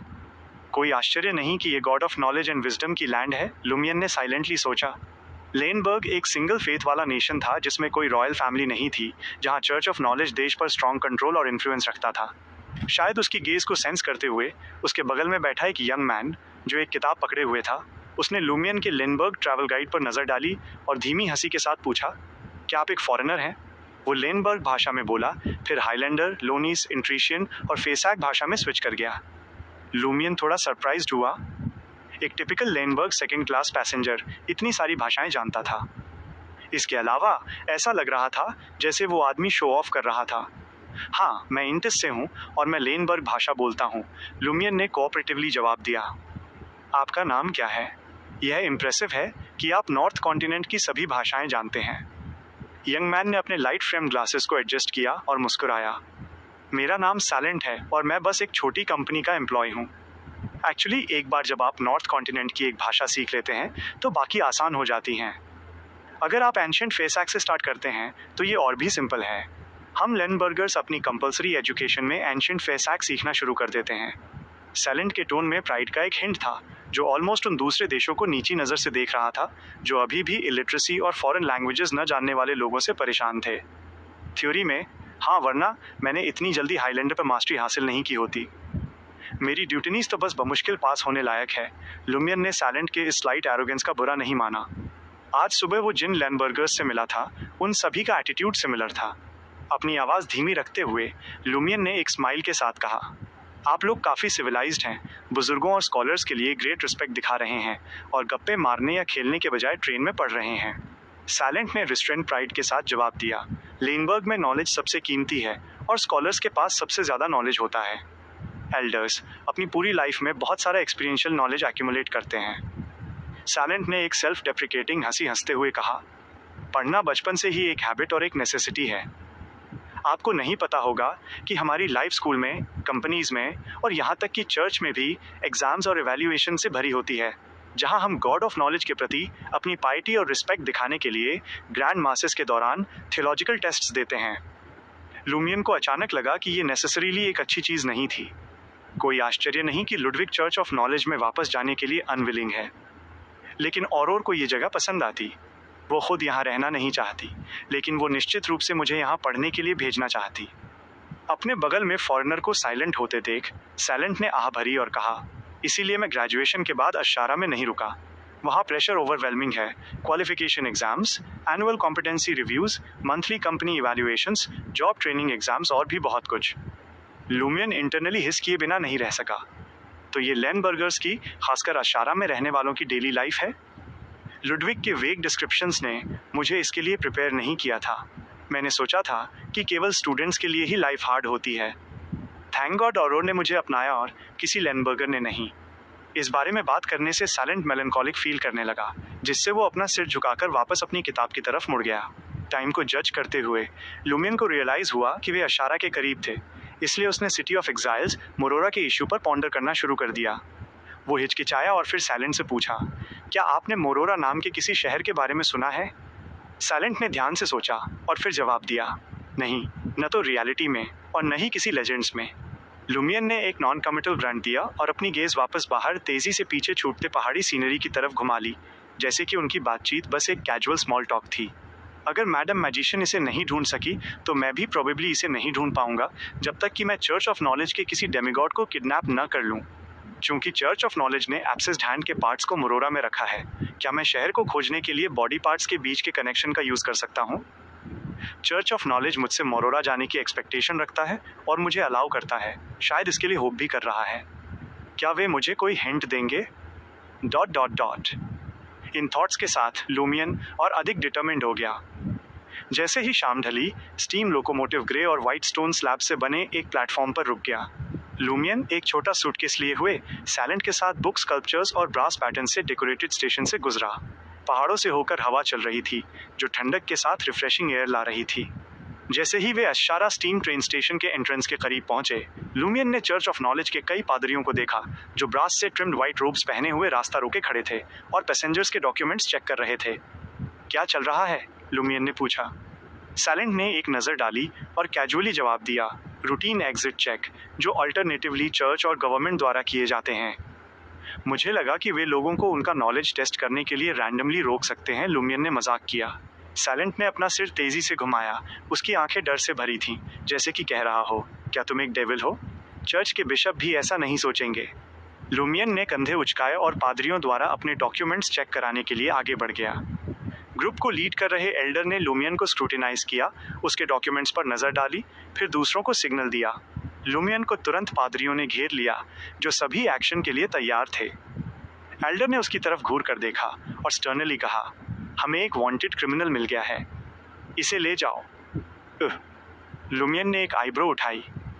एक स्प्लिट सेकंड में उसने रेसिस्ट न करने का डिसीजन लिया और अपने हाथ आगे बढ़ा दिए ताकि पादरी उसे सिल्वर हैंडकफ्स पहना सकें। धीरे धीरे चलने वाली गाड़ी के अंदर हथकड़ी और बेड़ियों में जकड़े लुमियन ने लोहे की सलाखों वाली खिड़की से बाहर देखा, जो वेल्ड की गई थी और मोटे कपड़े से ढकी हुई थी। अपने खुद के जजमेंट पर उसका विश्वास और मजबूत हो गया। जब चर्च ऑफ नॉलेज के पादरियों ने उस पर एक वांटेड क्रिमिनल होने का आरोप लगाया तो उसका पहला रिएक्शन अलर्ट होना नहीं बल्कि कंफ्यूजन महसूस करना था। उसने महसूस किया कि रूटीन एग्जिट चेक करने वाले लोग वहां विशेष रूप से उसी के लिए थे, लेकिन लुडविग और 001 इंसिडेंट के अलावा उसका चर्च ऑफ नॉलेज के साथ कोई इंटरेक्शन नहीं था और उसने उनके इंटरेस्ट को कोई नुकसान नहीं पहुंचाया था। तुम लैंडबर्गर्स एक इंटिशन क्रिमिनल को पकड़ने के लिए इतने एंथुसियास्टिक क्यों हो? क्या तुमने डिटेल्स और टारगेट की करंट एबिलिटीज को वेरीफाई भी किया है? जब उसके दिमाग में थॉट्स दौड़ रहे थे तो लुमियन ने सैलेंट की सरप्राइज डरी हुई लेकिन राहत भरी गेज पर ध्यान दिया और एक पॉसिबिलिटी के बारे में सोचा। क्या ये चर्च ऑफ नॉलेज की तरफ से कोई हिंट है? नहीं, ये सिर्फ एक हिंट नहीं है। वे सीधे मुझे डेस्टिनेशन तक एस्कॉर्ट कर रहे हैं। सिटी ऑफ एग्जाइल्स, जैसा कि नाम से पता चलता है, क्रिमिनल्स को देश निकाला देने की जगह है। जब मुझे एक वांटेड क्रिमिनल के रूप में अरेस्ट किया जाएगा और देश निकाला की सज़ा सुनाई जाएगी तो मैं नेचुरली मोरोरा भेजा जाऊंगा। क्या यह मेथड थोड़ा ज़्यादा स्ट्रेट फॉरवर्ड नहीं है? उन्हें कैसे पता चला कि मैं आ रहा हूँ? हालांकि मैंने खुद को डिस्गाइज नहीं किया था, फिर भी मैंने पूरे रास्ते लो प्रोफाइल बनाए रखी थी। क्या रीडर पाथवे के हाई सीक्वेंस बियॉन्डर्स प्रोफेसी या डिविनेशन में माहिर होते हैं? लुमियन ने अपनी कमर पर नज़र डाली, उस ट्रैवलर्स बैग को देखा जिसे कॉन्फिस्केट नहीं किया गया था। वो चुपचाप बुदबुदाए बिना नहीं रह सका। वे एक वांटेड क्रिमिनल के बिलोंगिंग्स को कॉन्फिस्केट नहीं करते या बियॉन्डर पावर्स के यूज़ को रेस्ट्रिक्ट करने के लिए पोटेंशियल डेंजरस क्रिमिनल्स के खिलाफ कोई मेजर्स नहीं लेते। ये परफॉर्मेंस बहुत अनकन्विंसिंग है। क्या वे डर रहे हैं कि मैं नोटिस नहीं करूंगा और रेसिस्ट कर सकता हूं जिससे नुकसान हो सकता है? लुमियन ने चुपचाप अपनी बेल्ट से ट्रैवलर्स बैग निकाला और उसे अपनी मोटी जैकेट की अंदरूनी जेब में रख लिया। वो चर्च ऑफ नॉलेज के पादरियों के लिए चीज़ें मुश्किल नहीं बनाना चाहता था। उनकी खराब एक्टिंग से कोई फर्क नहीं पड़ता, लेकिन मैं समान रूप से पैट्रोनाइजिंग नहीं हो सकता। क्या होगा अगर दूसरे सीरियस ऑफेंडर्स, पास के अशारा के सिटीजन्स या असिस्ट करने वाले पुलिस ऑफिसर्स ट्रैवलर्स बैग देख लें? वे सोचेंगे कि चर्च ऑफ नॉलेज के पादरी अनप्रोफेशनल हैं। कुछ देर गाड़ी चलाने के बाद व्हीकल आखिरकार रुक गया। ब्रास से ट्रिम्ड व्हाइट रोब्स पहने कई पादरियों के स्ट्रिक्ट गार्ड के बीच लुमियन को एक मैसिव व्हाइट टॉवर तक ले जाया गया।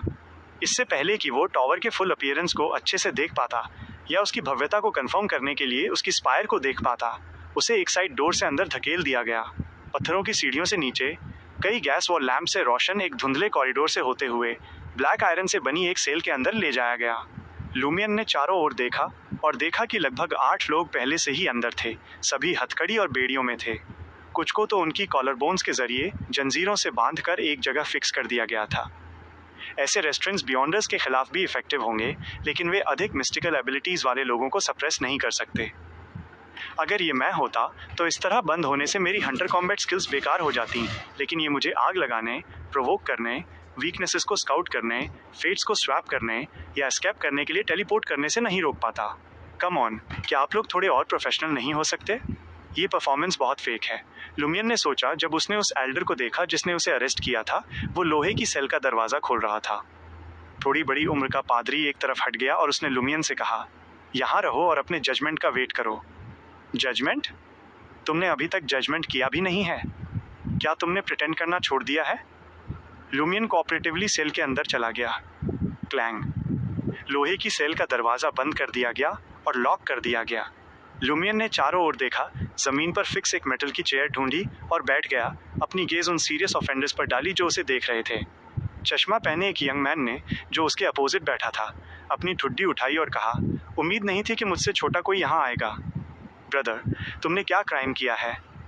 बिना कोई जवाब दिए लुमियन ने बदले में पूछा, तुम्हारे बारे में क्या? चश्मा पहने यंग मैन मुस्कुराया और बोला, मर्डर। यहाँ ज़्यादातर लोग मर्डर्स हैं। तुमने कितने लोगों को मारा? एक मिडिल एज्ड आदमी ने, जिसकी मजबूत बनावट थी और उसकी कॉलर बोन से जंजीरें गुजरी हुई थीं, उत्सुकता से पूछा।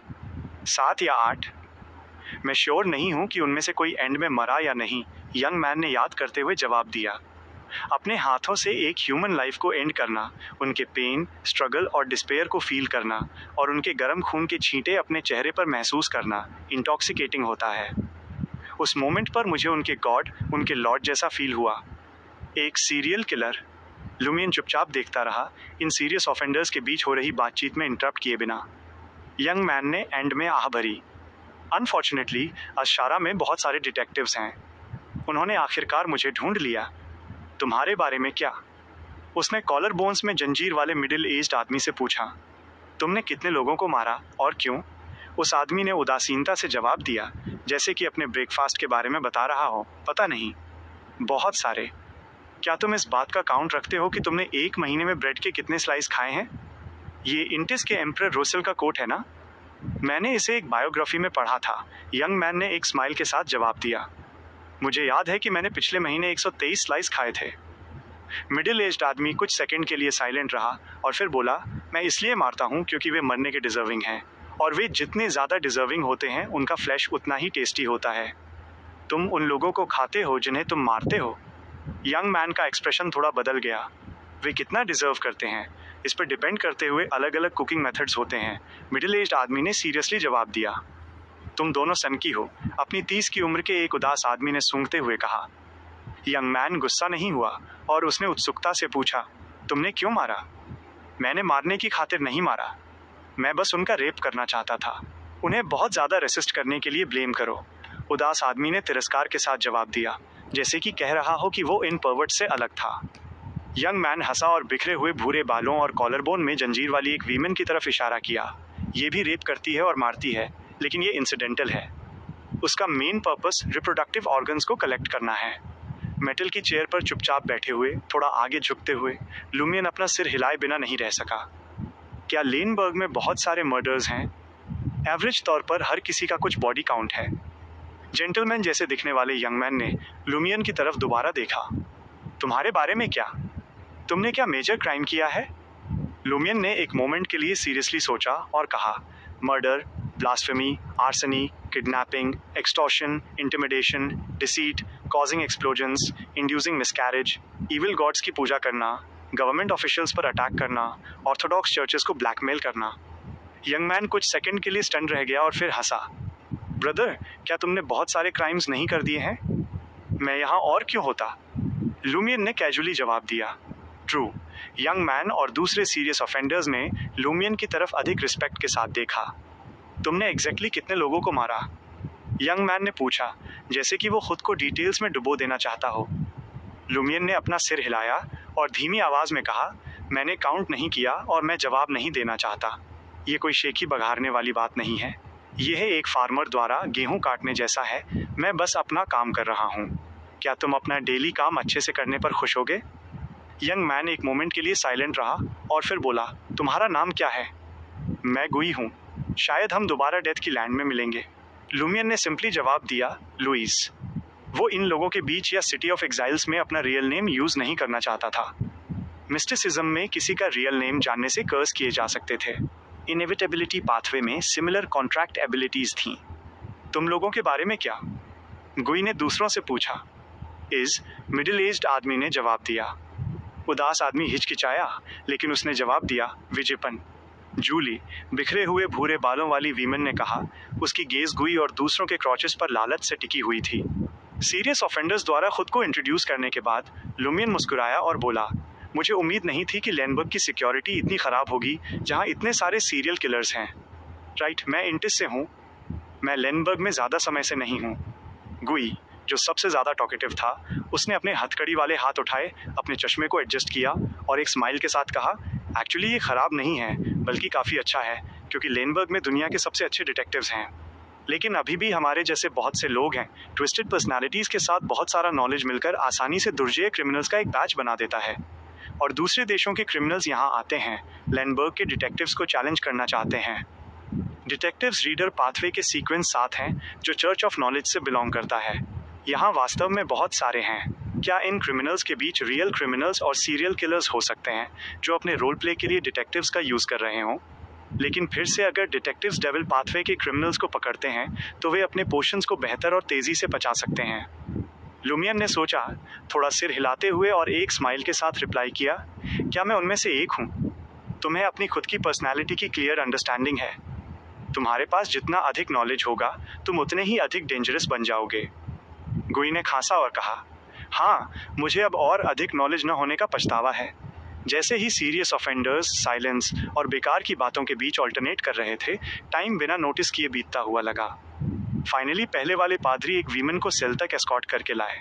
उसने कॉलर पर व्हाइट लेस फ्लावर्स वाली शर्ट, ब्रास ट्रिम के साथ एक बेज कोट, एक डार्क नी लेंथ स्कर्ट और ब्राउन बूट्स पहने हुए थे। उसका चेहरा ओवल था, उसकी लाइट ब्लू आंखें स्प्रिंग वाटर जैसी थीं, उसकी नाक हाई और स्ट्रेट थी और उसके ब्राउन बाल सिंपली पीछे एक बन में बंधे हुए थे। एक बहुत ही ब्यूटीफुल वीमन। उसे देखकर विजयपन की आंखें चमक उठी। तुम्हारा जजमेंट हो चुका है और मैं वर्डिक्ट अनाउंस करूंगी, ब्यूटीफुल वीमन ने धुंधले कॉरिडोर के एंड की तरफ मुड़ने और चलने से पहले कहा। दूसरे पादरियों ने सेल खोली और लुमियन, गुई और दूसरों को उसके पीछे एस्कॉर्ट किया। वे पत्थरों की सीढ़ियों से नीचे उतरे और गहरे अंडरग्राउंड गए, जब तक कि वे एक बड़े डबल ब्रास डोर तक नहीं पहुंच गए। ओवल फेस वाली ब्यूटीफुल वीमन रुकी और लुमियन और दूसरों की तरफ मुड़ी। उसका एक्सप्रेशन सीरियस था। तुम्हारा वर्डिक्ट है? देश निकाला, कभी वापस न लौटने के लिए। कहाँ के लिए देश निकाला? गुई ने पूछा, सरप्राइज्ड और कंफ्यूज्ड दोनों होकर। डेथ सेंटेंस नहीं? वीमन ने अपने पीछे वाले ब्रास के डबल डोर्स की तरफ इशारा किया। इन डोर्स के पार देश निकाला। जैसे ही उसने बोलना खत्म किया, डोर्स के पीछे से एक चिलिंग, इंडिस्टिंक्ट साउंड आई। दरवाजे के पीछे से आती आवाजें सुनकर लुमियन को छोड़कर बाकी सभी सीरियस ऑफेंडर्स के चेहरे बदल गए। गुई ने अचानक पूछा, दरवाजे के पीछे क्या है? क्या देश निकाला का सच में ये मतलब है कि किसी मॉन्स्टर का खाना बनने के लिए भेजा जा रहा है? दरवाजे के पीछे एक रास्ता है जो तुम्हारी देश निकाला की जगह तक जाता है, ओवल फेस वाली ब्यूटीफुल वीमन ने सिंपली जवाब दिया। वहाँ कोई मॉन्स्टर तुम्हारा खाने के लिए वेट नहीं कर रहा है, लेकिन वो जगह सच में डेंजरस है। मुझे स्पेसिफिक्स नहीं पता, लेकिन तुम्हारे पास सरवाइव करने का चांस डेफिनेटली है। ये फांसी पर लटकने या गोली मारे जाने से बहुत बेहतर है। गुई, लेज और दूसरों ने एक दूसरे को देखा, फिर ब्रास से ट्रिम्ड व्हाइट रोब्स पहने पादरियों की तरफ देखा। वे टेम्प्टेड थे, लेकिन आखिरकार उन्होंने अपनी अर्ज को दबा दिया। उनका मानना था कि वे चर्च ऑफ नॉलेज के पादरियों का मुकाबला नहीं कर सकते, खासकर उस ब्यूटीफुल वीमेन का जो क्लियरली एक हायर स्टेटस रखती थी। गुई ने लुमियन की तरफ देखा और देखा कि वो वांटेड क्रिमिनल, जिसने कई सीरियस क्राइम्स करने का क्लेम किया था, शांत और निडर दिख रहा था। मैं कुछ ही मोमेंट में दरवाज़ा खोलूंगी। तुम अपनी मर्जी से अंदर जाओगे। जो कोई भी पीछे छूटेगा उस पर एडिशनल चार्ज लगाया जाएगा और उसे उसी जगह मौत की सज़ा दी जाएगी, ब्यूटीफुल वीमन ने अपने हाथ उठाते हुए कहा। उसकी लाइट ब्लू आंखों में अनगिनत इल्यूजरी लाइट्स तैरती हुई सी लगी। लगभग 4 मीटर की ऊंचाई से अंधेरी धुंधली बारिश चुपचाप गिरने लगी, जिसने लुमियन और दूसरों को पूरी तरह भिगो दिया। लुमियन को तुरंत इरिटेशन महसूस हुई। उसके अंदर हिंसक इमोशंस की एक लहर उमड़ पड़ी। ऐसा लगा जैसे ओमेबेला का ब्लड उत्तेजित हो रहा था। तुमने हमारे साथ क्या किया? गुई ने पूछा, अनश्योर और अलार्म फील करते हुए। बेज कोट और ब्रास ट्रिम वाली ब्यूटीफुल वीमन ने एक टीचिंग टोन में एक्सप्लेन किया। ये एक मिस्टिक टेक्निक है जिसे हार्प्स रेन ऑफ स्टेरिलिटी कहा जाता है। ये तुम्हें इनफर्टाइल बना देती है, लेकिन इसे कोरस्पॉन्डिंग मिस्टिक टेक्निक से या किसी प्रोफेशनल डॉक्टर द्वारा रिवर्स किया जा सकता है। हम नहीं चाहते कि देश निकाला की जगह पर बच्चे पैदा हों। वे इनोसेंट हैं। Rain of sterility? कोई आश्चर्य नहीं कि ओमेबेला के ब्लड ने इतनी स्ट्रांगली रिएक्ट किया।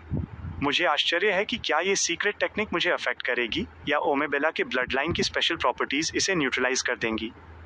अगर ये काम करता है तो क्या ये एम्ब्रायोज को इम्प्लांट होने से रोकेगा अगर मैं फ्यूचर में ग्रेट मदर से इन्फ्लुएंस होता हूँ? ये प्रॉबेबली इन्फ्लुएंस के रैंक पर डिपेंड करता है। लुमियन ने सोचा कि रेन ऑफ स्टेरिलिटी कोई बुरी चीज़ नहीं हो सकती है। दूसरे सीरियस ऑफेंडर्स ने भी इसे एक प्रॉब्लम की तरह नहीं देखा। कुछ के पहले से ही बच्चे थे, जबकि दूसरे इतने कोल्ड ब्लेडेड या ट्विस्टेड थे कि वे ऑफस्प्रिंग के बारे में ज़्यादा नहीं सोचते थे। ब्यूटीफुल वीमन कुछ कदम पीछे हटी। उसने ब्रास के दरवाज़ों का सामना किया और अपने हाथों को हवा में प्रेस किया। दरवाज़ों से एक भारी मेटालिक क्रेकिंग साउंड आई और वे धीरे धीरे खुल गए। किसी रीजन से गुई और दूसरों को दरवाज़ों से होकर जाने की एक अर्ज महसूस हुई और वे आगे धुंधले पैसेज में कदम बढ़ाने लगे। उन्होंने इस बात पर ध्यान नहीं दिया कि ब्यूटीफुल वीमन को छोड़कर चर्च ऑफ नॉलेज के पादरी कॉरिडोर के किनारे पीछे हट गए थे और दरवाजे खुलने पर सीढ़ियों पर खड़े हो गए थे। लुमियन को भी वही अर्ज महसूस हुई। उसे पैसेज के गहरे अंदर से बुलाती हुई कोई फैमिलियर लेकिन अननोन चीज़ सेंस हुई। वो ग्रुप के बीच में चलने लगा और अपने पीछे बंद होते दरवाज़ों की क्लैंग आवाज़ सुनी। पैसेज काफ़ी धुंधला हो गया था, जो केवल दीवारों में एम्बेडेड ग्लोइंग जेम्स से रोशन था। कितना एक्स्ट्रावेगेंट है, लुमियन ने इंस्टिंक्टिवली सोचा। गुई ने चारों ओर देखा और फुसफुसाया, क्या हमें यहीं रुकना चाहिए और बाहर कम गार्ड्स होने तक वेट करना चाहिए, फिर एस्केप करने का कोई रास्ता ढूंढना चाहिए? क्या तुम्हें लगता है कि हमसे पहले देश निकाला किए गए लोगों ने ऐसा नहीं सोचा होगा? विजयपन ने ताना मारा। और हम अभी भी बेड़ियों में हैं। हम कैसे एस्केप करेंगे? लुमियन ने कोल्डली देखा और नोटिस किया कि गुई भागने की अर्ज को कुछ हद तक रेसिस्ट कर पा रहा था, जबकि दूसरे सीरियस ऑफेंडर्स उसके सजेशन को रिजेक्ट करने के बहाने ढूंढ रहे थे। 2 या 3 मिनट तक बहस करने के बाद लुमियन ने कैजुअली पूछा, क्या हमारे पास कोई फूड है? क्या होगा अगर गार्ड्स हर कुछ दिनों में केवल एक बार चूक करते हैं? गुई के जवाब देने का वेट किए बिना लुमियन ने कंटिन्यू किया, एक्चुअली फूड है। तुम में से हर एक फूड है। वो लेज जो ह्यूमन शेफ था उसकी तरफ मुड़ा और एक स्माइल के साथ पूछा, तुम हमें कैसे प्रिपेयर करोगे? स्ट्यूइंग और पिकलिंग के लिए सूटेबल रहेगा। टेस्ट को खट्टा होने से रोकने के लिए तुम्हें सही स्पाइसेस की ज़रूरत होगी, लेज ने रिप्लाई किया। उसका चेहरा चमक उठा। गुई कुछ सेकंड के लिए साइलेंट हो गया, फिर हथकड़ी और बेड़ियों में जकड़े होने के बावजूद पैसेज में धीरे धीरे आगे बढ़ने लगा। लुमियन भी उसी पेस से उसके पीछे चलने लगा। वे लगभग 7 या 8 घंटे तक चले। हालांकि लुमियन को सस्पेक्ट था कि उसका टाइम सेंस डिस्टॉर्ट हो गया था। इस समय के दौरान किसी ने भी रुकना नहीं चुना। ऐसा लग रहा था कि वे किसी सिटी ऑफ एग्जाइल्स की तरफ नहीं, बल्कि किसी लैंड ऑफ होप की तरफ बढ़ रहे थे। वे अक्सर अकथनीय डरावनी आवाज़ें सुनते थे, जिससे ह्यूमन शेफ लेज को कमेंट करने की प्रेरणा मिली। ऐसा लग रहा है जैसे हम किसी मॉन्स्टर के लंबे इसोफेगस से नीचे चल रहे हैं और उसके स्टमक की तरफ बढ़ रहे हैं। ये आवाज़ें उसके डाइजेस्टिव मूवमेंट्स हैं। लुमियन एग्री हुआ, जबकि दूसरों के रोंगटे खड़े हो गए। फाइनली उन्होंने ऊपर की तरफ जाती पत्थरों की सीढ़ियाँ देखीं। ये इस बात का सिग्निफाई लग रहा था कि एंड करीब था। सीढ़ियों पर चढ़ते हुए और एक भारी लकड़ी के दरवाजे को धक्का देकर खोलते हुए लुमियन और दूसरे कुछ पलों के लिए तेज सनलाइट से अंधे हो गए, जिससे उन्होंने इंस्टिंक्टिवली अपनी आंखें बंद कर लीं। वो अकथनीय चिलिंग आवाज़ें बंद हो गईं। ऑलमोस्ट साइमल्टेनियसली एक जेंटल वॉइस ने कहा, welcome to the city of exiles Morora. जैसा मैंने सोचा था। लुमियन ने साइलेंटली आह भरी अपनी आंखें खोली और चारों ओर देखा। वे एक कैथेड्रल के ग्रैंड प्रेयर हॉल में थे। सनलाइट स्टेन ग्लास विंडोज से होकर आ रही थी, जिससे एक सेक्रेड और रेडिएंट सीन बन रहा था। बिना खिड़कियों वाली दीवारें मिथिकल स्टोरीज को डिपिक्ट करने वाले म्यूरल से डेकोरेटेड थीं, जबकि नीचे ब्रास की बुकशेल्फ्स थीं जो वेरियस बुक्स और स्क्रॉल्स से भरी हुई थीं। ये एक चर्च से ज़्यादा एक लाइब्रेरी जैसा फील हो रहा था। स्पीकर ब्रास से ट्रिम्ड वाइट रोब पहने एक ओल्ड मैन था। वो अपने 60s या 70s में था। उसके बाल ग्रे थे, उसकी आंखें जेंटल और क्लियर एम्बर जैसी थीं और उनमें धुंधलेपन का कोई नामो निशान नहीं था। उसने अपने बाएं हाथ में एक मोटी किताब पकड़ी हुई थी, जो चर्च ऑफ नॉलेज का एक स्टैंडर्ड स्कॉलर पादरी था। फिर भी लुमियन को लगा कि वो एक रियल पर्सन नहीं था। उसे सस्पेक्ट था कि वो एक स्पेशली क्राफ्टेड पपेट था। मोरोरा? इस जगह को मोरोरा कहा जाता है? गुई ने उत्सुकता से अपनी आंखें खोलते हुए पूछा। ओल्ड मैन ने सिर हिलाया। मैं हेराबर्ग हूँ, जो मोरोरा में सभी थियोलॉजिकल अफेयर्स के लिए रिस्पॉन्सिबल है। जैसे ही वो बोला, उसने अपना दाहिना हाथ बढ़ाया और लुमियन और दूसरों की तरफ इशारा किया। उनकी बेड़ियाँ, हथकड़ियाँ और कॉलर बोन्स से गुजरी जंजीरें तुरंत सॉफ्ट हो गईं, जैसे मिट्टी से बनी हो। एक क्लैटर के साथ वे सीरियस ऑफेंडर्स की बॉडीज से नीचे गिर गईं और मेटालिक थड्स के साथ ग्रे और वाइट स्टोन फ्लोर से टकराईं। सीरियस ऑफेंडर्स के दिल बैठ गए और उन्होंने कोई भी बुरे थॉट्स को छोड़ दिया। हेराबर्ग ने एक मोटी किताब और एक ब्रास केस्ड पेन आगे बढ़ाया। अपने नाम रजिस्टर करो। ये मोरोरा के रेसिडेंट्स के रूप में तुम्हारे ऑफिशियल स्टेटस को सिग्निफाई करता है। लुमियन ने कंप्लाई किया, किताब ली और लुइस लिख दिया। नेक्स्ट गुई था। उसने किताब और पेन लिया और टेंटेटिवली हेराबर्ग से पूछा, आपको कैसे पता कि हम अपने रियल नेम्स लिख रहे हैं? हेराबर्ग ने शांति से जवाब दिया, पास्ट इम्पॉर्टेंट नहीं है। मोरोरा में प्रेजेंट और फ्यूचर मैटर करते हैं। गुई ने कुछ देर सोचा। वो पादरी हेराबर्ग के मीनिंग को लेकर अनश्योर था। ये कंसिडर करते हुए कि चर्च ऑफ नॉलेज टेलीग्राम के जरिए इन्फॉर्मेशन एक्सचेंज कर सकता था, उसने फेक नेम का यूज़ नहीं किया, बल्कि ईमानदारी से अपना रियल नेम लिख दिया। सभी सीरियस ऑफेंडर्स के रजिस्ट्रेशन खत्म करने के बाद हेराबर्ग ने उनकी तरफ देखा और कहा, तुम्हें यहाँ के रूल्स फॉलो करने होंगे। ज़्यादातर लॉज लेनबर्ग के दूसरे शहरों जैसे ही हैं, लेकिन अगर दोनों पार्टियाँ एग्री हों तो ड्यूलिंग लीगल है। मोरोरा में ऑर्डर मेंटेन करने के लिए हमारे पास एक डेडिकेटेड टीम है। ईमानदार दिखने वाले मिडिल एज्ड लेज ने पूछा, क्या हम एनफोर्समेंट टीम को ज्वाइन कर सकते हैं? एनफोर्समेंट टीम पूरी तरह से एक्सपेरिमेंटल पर्सनल से बनी है, हेराबर्ग ने वार्मली रिप्लाई किया। गुई ने पूछा, हम एक्सपेरिमेंटल पर्सनल कैसे बन सकते हैं? विजयपन ने गंभीर होकर पूछा, क्या होगा अगर हम यहाँ लॉ ब्रेक करते हैं? जेल का समय या डेथ पेनल्टी? हेराबर्ग मुस्कुराया। यहाँ लॉ ब्रेक करने का सबसे वर्स्ट पनिशमेंट एक एक्सपेरिमेंटल पर्सनल बनना है। क्या इससे हम एनफोर्सर्स नहीं बन जाएंगे? गुई स्तब्ध रह गया। क्या ये हमें लॉ ब्रेक करने के लिए एनकरेज करना नहीं है? लुमियन को याद आया कि एक्सपेरिमेंटल पर्सनल टर्म अक्सर 001 सील्ड इंफॉर्मेशन में दिखाई देता था। सिर्फ उसी से वो जान गया कि एक्सपेरिमेंटल पर्सनल बनना डेफिनेटली एक अच्छी चीज़ नहीं थी। हेराबर्ग का एक्सप्रेशन अनचेंज रहा। हाँ, लेकिन याद रखो, चर्च के ओवरसियर्स के अलावा कम से कम 2 एक्सपेरिमेंटल पर्सनल डेली डिस्कार्ड किए जाते हैं। डिस्कार्ड? गुई और दूसरों को ये टर्म अजीब तरह से डरावना लगा। अभी मोरोरा में कितने लोग हैं? लुमियन ने एक पेक्यूलियर क्वेश्चन पूछा। हेराबर्ग ने एक स्माइल के साथ रिप्लाई किया, लगभग 200,000। शहर के चारों ओर फार्म्स, माइंस और फैक्ट्रीज हैं जो सभी मोरोरा का पार्ट हैं। लगभग 200,000। क्या लेनबर्ग में इतने सारे सीरियस ऑफेंडर्स हैं? लुमियन थोड़ा सरप्राइज्ड हुआ। हेराबर्ग ने प्रोफेशनली एक्सप्लेन किया, ये जनरेशन से एक्यूमुलेट हुआ है और हम अब्रॉड से सीरियस ऑफेंडर्स को इंपोर्ट करने के लिए पैसे भी स्पेंड करते हैं। इंपोर्ट? ये सुनने में टैलेंट इंपोर्ट करने जैसा लगता है। लुमियन ने कुछ सेकंड के लिए पॉन्डर किया। वो क्राइम करने की जल्दी में नहीं था।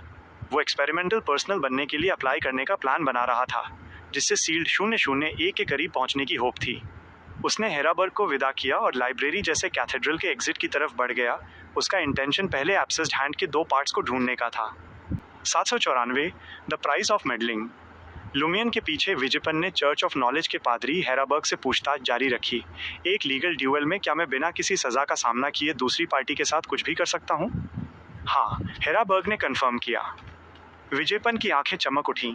उसे ऐसा लगा जैसे उसे पैराडाइज मिल गया हो। उसने एक्साइटमेंट में थूक निगला। गल्प। उसने अपने बगल में भी वैसी ही आवाज़ सुनी। उसने अपना सिर घुमाया और देखा कि वो आवाज़ लंबे भूरे बालों वाली वीमेन जूली से आई थी। वो कलेक्टर भी एक्साइटेड थी, जबकि ह्यूमन शेफ लेज ने अपने होंठ चाटे। वो पहले से ही भूखा था। लुमियन ने दूसरे ऑफेंडर्स के परफॉर्मेंस को देखने की परवाह नहीं की। वो लाइब्रेरी जैसे कैथेड्रल से बाहर निकल गया और चारों ओर का सर्वे किया।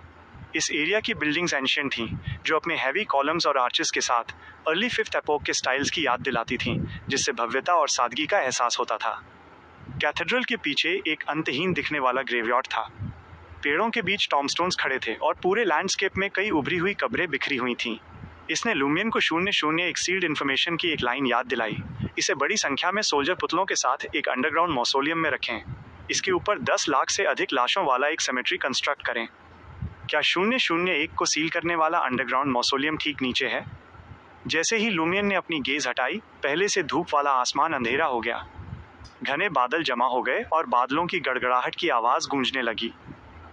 वेदर इतनी जल्दी बदल जाता है।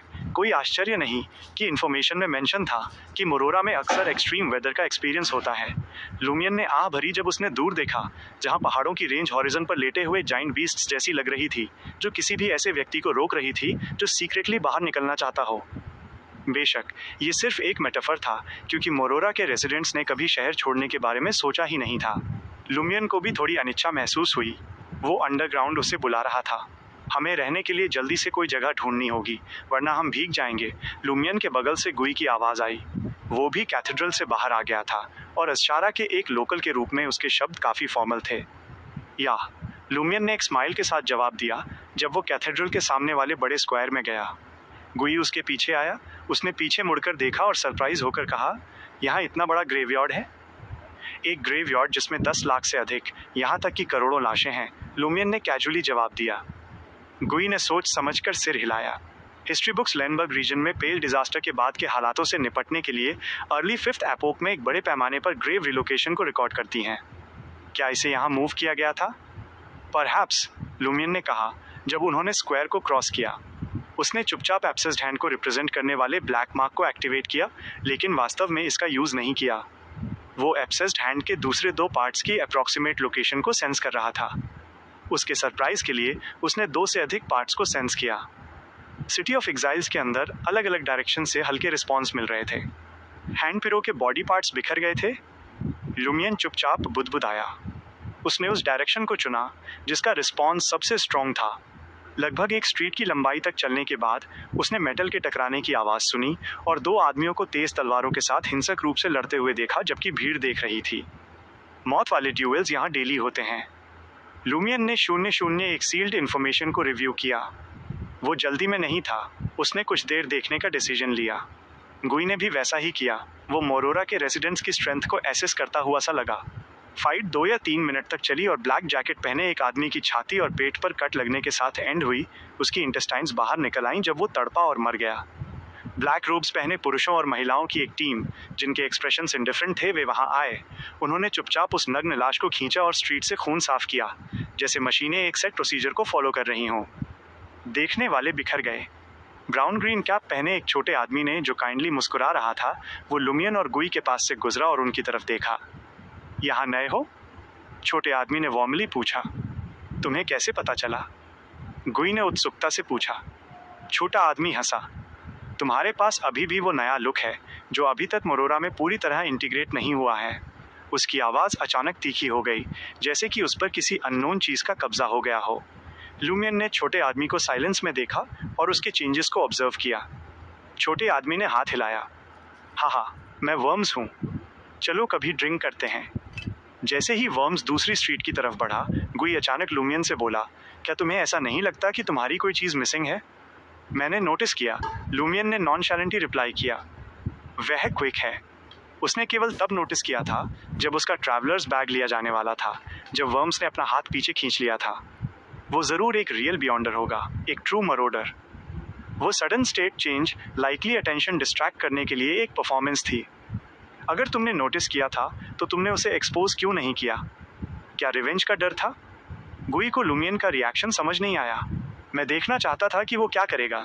लुमियन ने जेबों में हाथ डालकर मुस्कुराते हुए जवाब दिया और धीरे धीरे उसी रूट पर चलने लगा जो वर्म्स ने लिया था। गुई ने कुछ देर उसकी पीठ को देखा, फिर पहले रहने के लिए कोई जगह ढूंढने का डिसीजन लिया। ...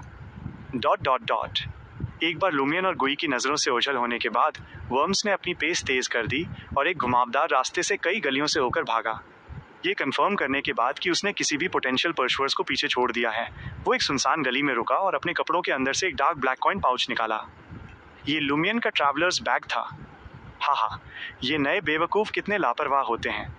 चलो देखते हैं अंदर क्या है। वर्म्स ने ट्रैवलर्स बैग के अंदर हाथ डाला।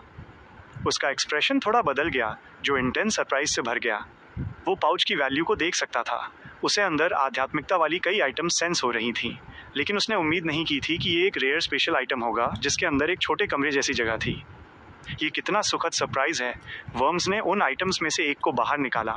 उसकी आंखों के सामने जो चीज़ आई वो एक आधी सड़ी हुई डार्क ब्लू सूजी हुई लाश थी, जिससे येलो रेड मवाद टपक रहा था।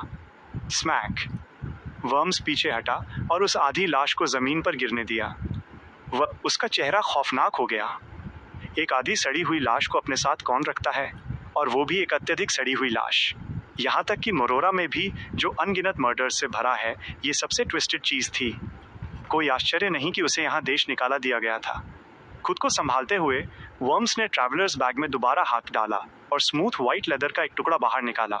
वो उससे अपनी आंखें नहीं हटा सका, जैसे कि किसी ड्रीम लवर की स्किन को घूर रहा हो। उसने जल्दी ही लेदर पर कुछ ब्लैक वर्ड्स नोटिस किए जिन्हें वो पहचान नहीं पाया। ऐसा लगता है कि ये ऐसे वर्ड्स हैं जो बियॉन्डर पावर्स को ट्रिगर कर सकते हैं। ये लेदर बहुत वैल्यूएबल होना चाहिए। मुझे इसे कॉपी करना चाहिए और बिना सस्पिशन बढ़ाए इसे डेसिफर करने के लिए किसी को ढूंढना चाहिए। वर्म्स ने खुशी में सोचा। वो लेदर को सहला रहा था और उसे छोड़ने के लिए अनविलिंग था। अचानक उसे अपने गले में खुजली महसूस हुई। कफ कफ कफ। वो खांसने लगा और अधिक से अधिक हिंसक रूप से। कुछ ही सेकंड में वो इतनी ज़ोर से खांसा कि ऐसा लगा जैसे उसका दिल टूट जाएगा। फूट! वर्म्स ने मुंह भरकर खून थूका। ये सही नहीं है। मैं अचानक इतना बीमार कैसे हो गया? वर्म्स ने अस्पष्ट रूप से समझते हुए लेदर को ज़मीन पर फेंक दिया, लेकिन उसकी खांसी जारी रही और भी अधिक हिंसक रूप से। खांसते समय उसने खुद को बचाने का एक तरीका सोचा। उस आदमी ने इतनी डेंजरस लेदर अपनी जेब में रखी थी, उसने ज़रूर कोई क्योर प्रिपेयर किया होगा। हाँ, एक क्योर ज़रूर होना चाहिए। वर्म्स ने ट्रैवलर्स बैग में दोबारा हाथ डाला। उसने सबसे पहले एक grey white lightning shaped broach निकाला। तभी घने बादलों से एक मोटी सिल्वरी वाइट बिजली अचानक नीचे आई और उसे स्ट्राइक किया। बूम! गड़गड़ाहट गूंजी और वर्म्स गिर गया। उसकी बॉडी झुलस गई और तड़पने लगी। पहले से ही गंभीर रूप से बीमार होने के कारण बिजली के झटके ने उसे मौत के करीब छोड़ दिया। कैसे? मैं अचानक बिजली की चपेट में कैसे आ सकता हूँ? मैं वर्म्स का विजन धुंधला हो गया। उसकी आंखें बंद होने पर उसका कंफ्यूजन और पछतावा बना रहा। वो जल्द ही सांस लेना बंद कर दिया। लगभग 10 सेकंड बाद लूमियन गली में मुड़ा, वर्म्स के पास गया, उसकी बॉडी को नीचे देखा और एक स्माइल के साथ अपना सिर हिलाया। दूसरों के बिलोंगिंग्स को टटोलना बहुत डेंजरस है। एक पॉज के बाद लूमियन ने खेदपूर्वक आह भरी। मैं तुम्हारे पीछे आना चाहता था और मोरोरा के बियॉन्डर्स के साथ टच में आना चाहता था। तुमने मुझे निराश किया और तुम अभी तक अधिक डेंजरस आइटम्स तक पहुंचे भी नहीं थे। जैसे ही वो बोला, लूमियन ने ट्रैवलर्स बैग उठाया और आइटम्स को उनके कंप्रेस्ड फॉर्म में वापस अंदर रख दिया। The fury of the sea brooch, the demoness of despair human leather और एब्सेस हैंड की आधी लाश। मुझे लगता है कि एक जनरस सोल होना ही सब कुछ है जो तुम कर सकते हो। लूमियन बुदबुदाया। उसने वर्म से 537 सेशन गोल्ड निकाले। वो लगभग 2863 वर्ल्ड डी ऑर्डर था। उस जेनरस सॉइल के गिफ्ट को जेब में रखते हुए लूमियन ने वर्म्स के बियॉन्डर कैरेक्टरिस्टिक्स के मैनिफेस्ट होने का वेट किया। लगभग 2 मिनट बाद ब्लैक रोब्ड एनफोर्सर्स की एक टीम गली में एंटर हुई। लीडर ने लूमियन को एक्सप्रेशनलेस देखा और कहा, क्या तुमने इसे मारा? नहीं, वो बिजली की चपेट में आ गया था। शायद उसने बहुत सारे बुरे काम किए थे। लूमियन ने एक स्माइल के साथ रिप्लाई किया और ईमानदारी से एक्सप्लेन किया। वो एक चोर था और उसने मेरा सामान चुराया था, इसलिए मैंने यहाँ तक उसका पीछा किया। एनफोर्सर्स ने लूमियन की तरफ देखा जैसे कि उसकी सच्चाई को वेरीफाई कर रहे हों। एक मोमेंट के बाद लीडर ने सिर हिलाया। तुम जा सकते हो। लूमियन अपनी जगह से नहीं हिला। उसने मुस्कुराते हुए कहा, उसका सामान मेरा होना चाहिए, राइट? एनफोर्सर्स का लीडर लगभग 40 साल का था, क्लीन शेवन और उसकी आंखें डार्क ब्राउन थीं। उसने बिना किसी एक्सप्रेशन के लूमियन के क्वेश्चन का जवाब दिया, ऐसा कोई रूल नहीं है। उसका मतलब था कि ऐसा कोई रूल नहीं है जो ये स्टेट करे कि चोर की बॉडी पर मिले सभी आइटम्स विक्टिम को मिलने चाहिए। लूमियन मुस्कुराया और पूछा, लेकिन स्पेसिफिकली इसे प्रोहिबिट करने वाला भी कोई लॉ नहीं है, राइट? राइट। एनफोर्सर्स के लीडर ने धीरे से सिर हिलाया। लूमियन की स्माइल और चौड़ी हो गई। मोरोरा आने का मतलब पास्ट के साथ सारे टाइज काटना है, राइट? ये कैथेड्रल में पादरी हेराबर्ग ने जो कहा था उससे इन्फर किया गया था। यस, एनफोर्सर ने इससे डिनाई नहीं किया। लूमियन ने आगे प्रूव किया, और मोरोरा में इस चोर का कोई दूसरा वारिस भी नहीं है क्या? मोरोरा भेजे जाने से पहले सीरियस क्रिमिनल्स को स्टेरिलाइज कर दिया जाता था। जब तक कि वे किसी क्रिमिनल फैमिली का पार्ट न हो या उन्हें यहाँ सिमिलर क्रिमिनल इंटरेस्ट वाला कोई पार्टनर न मिला हो, मोरोरा में किसी के भी लीगल वारिस नहीं होते थे। एनफोर्सर ने लूमियन को इमीडिएटली जवाब नहीं दिया। उसने अपने ब्लैक रोब के अंदर से एक मोटी किताब निकाली और रिलेवेंट रिकॉर्ड सर्च करना शुरू कर दिया। क्या आपको इस चोर का नाम पता है? लूमियन ने सोच समझकर पूछा। एनफोर्सर ने सिर हिलाया। इसका नाम वर्म्स है। जल्द ही रिकॉर्ड्स मिल गए। एनफोर्सर ने एक फ्लैट वॉइस में पढ़ा। इसके पेरेंट्स और सिबलिंग्स मोरोरा में नहीं हैं और इसने यहाँ शादी भी नहीं की है, कम से कम ऑफिशियली रजिस्टर्ड नहीं है। तो मैं जिस जगह से आता हूँ वहाँ के लॉज के अकॉर्डिंग अगर कोई दूसरा वॉरिस या क्लेमेंट ना हो तो चोर की पोसेशंस उस पर्सन को मिलती हैं जिसने उसे पकड़ा हो। लूमियन ने एक्सप्लेन करना शुरू किया, ठीक वैसे ही जैसे एक लीगल ड्यूएल में विक्टर सारा सामान ले सकता है।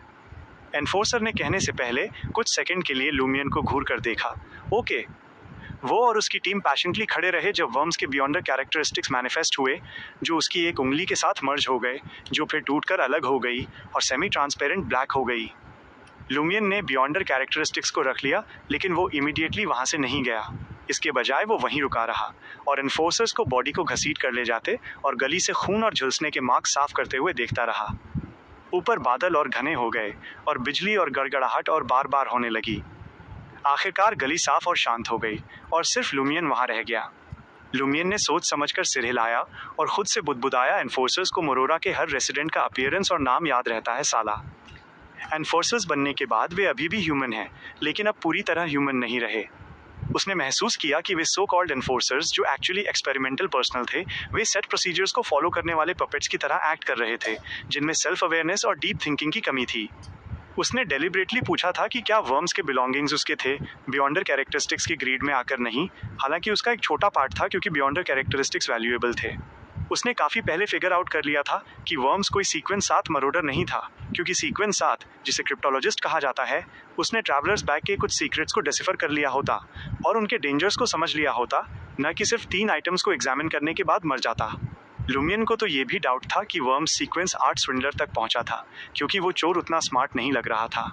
एनफोर्सर्स से लूमियन के क्वेश्चंस खुद को एक नेगोशिएटर साबित करने या लूप होल्स को एक्सप्लॉइट करने के लिए नहीं थे, बल्कि एनफोर्सर्स के स्टेट को टेस्ट करने के लिए थे। और उसे अपना आंसर मिल गया था। उसने महसूस किया कि एनफोर्सर्स बनने के बाद ये सीरियस क्रिमिनल्स सॉरन फैमिली के रेड स्वान कैसल में वैक्स फिगर्स की तरह बन गए थे, या iron and blood cross order के सुपरवाइजर ओल्सन के कॉम्बिनेशन जैसे, लेकिन बिना उस हिंसक पागलपन के। इसके बजाय वे एक जेंटल इंडिफरेंस एग्जिबिट कर रहे थे। क्या ये 001 के करप्शन और मोरोरा के सीलिंग इन्फ्लुएंस का कंबाइंड इफेक्ट है? लुमियन अनश्योर था कि अगर वो एनफोर्सर्स को ज्वाइन करता है तो क्या वो अपनी सेल्फ अवेयरनेस को रिटेन कर पाएगा, या एंड में बस मोरोरा के रूल्स को फॉलो करते हुए सिटी ऑफ एग्जाइल्स या 001 का पपेट बन जाएगा। इस चीज़ ने उसे एक एनफोर्सर के रूप में 001 के करीब पहुंचने के अपने ओरिजिनल प्लान को लेकर वेवर करने पर मजबूर कर दिया। वो धीरे से हंसा और धीमी आवाज़ में पूछा, टर्मीबोरस, क्या तुम मोरोरा का पपेट बनना चाहते हो? टर्मीबोरस ने उसे इग्नोर कर दिया। वूश! मूसलाधार बारिश आखिरकार आ गई, जिसने मोरोरा को बारिश के कोहरे और क़यामत जैसे अंधेरे से ढक दिया।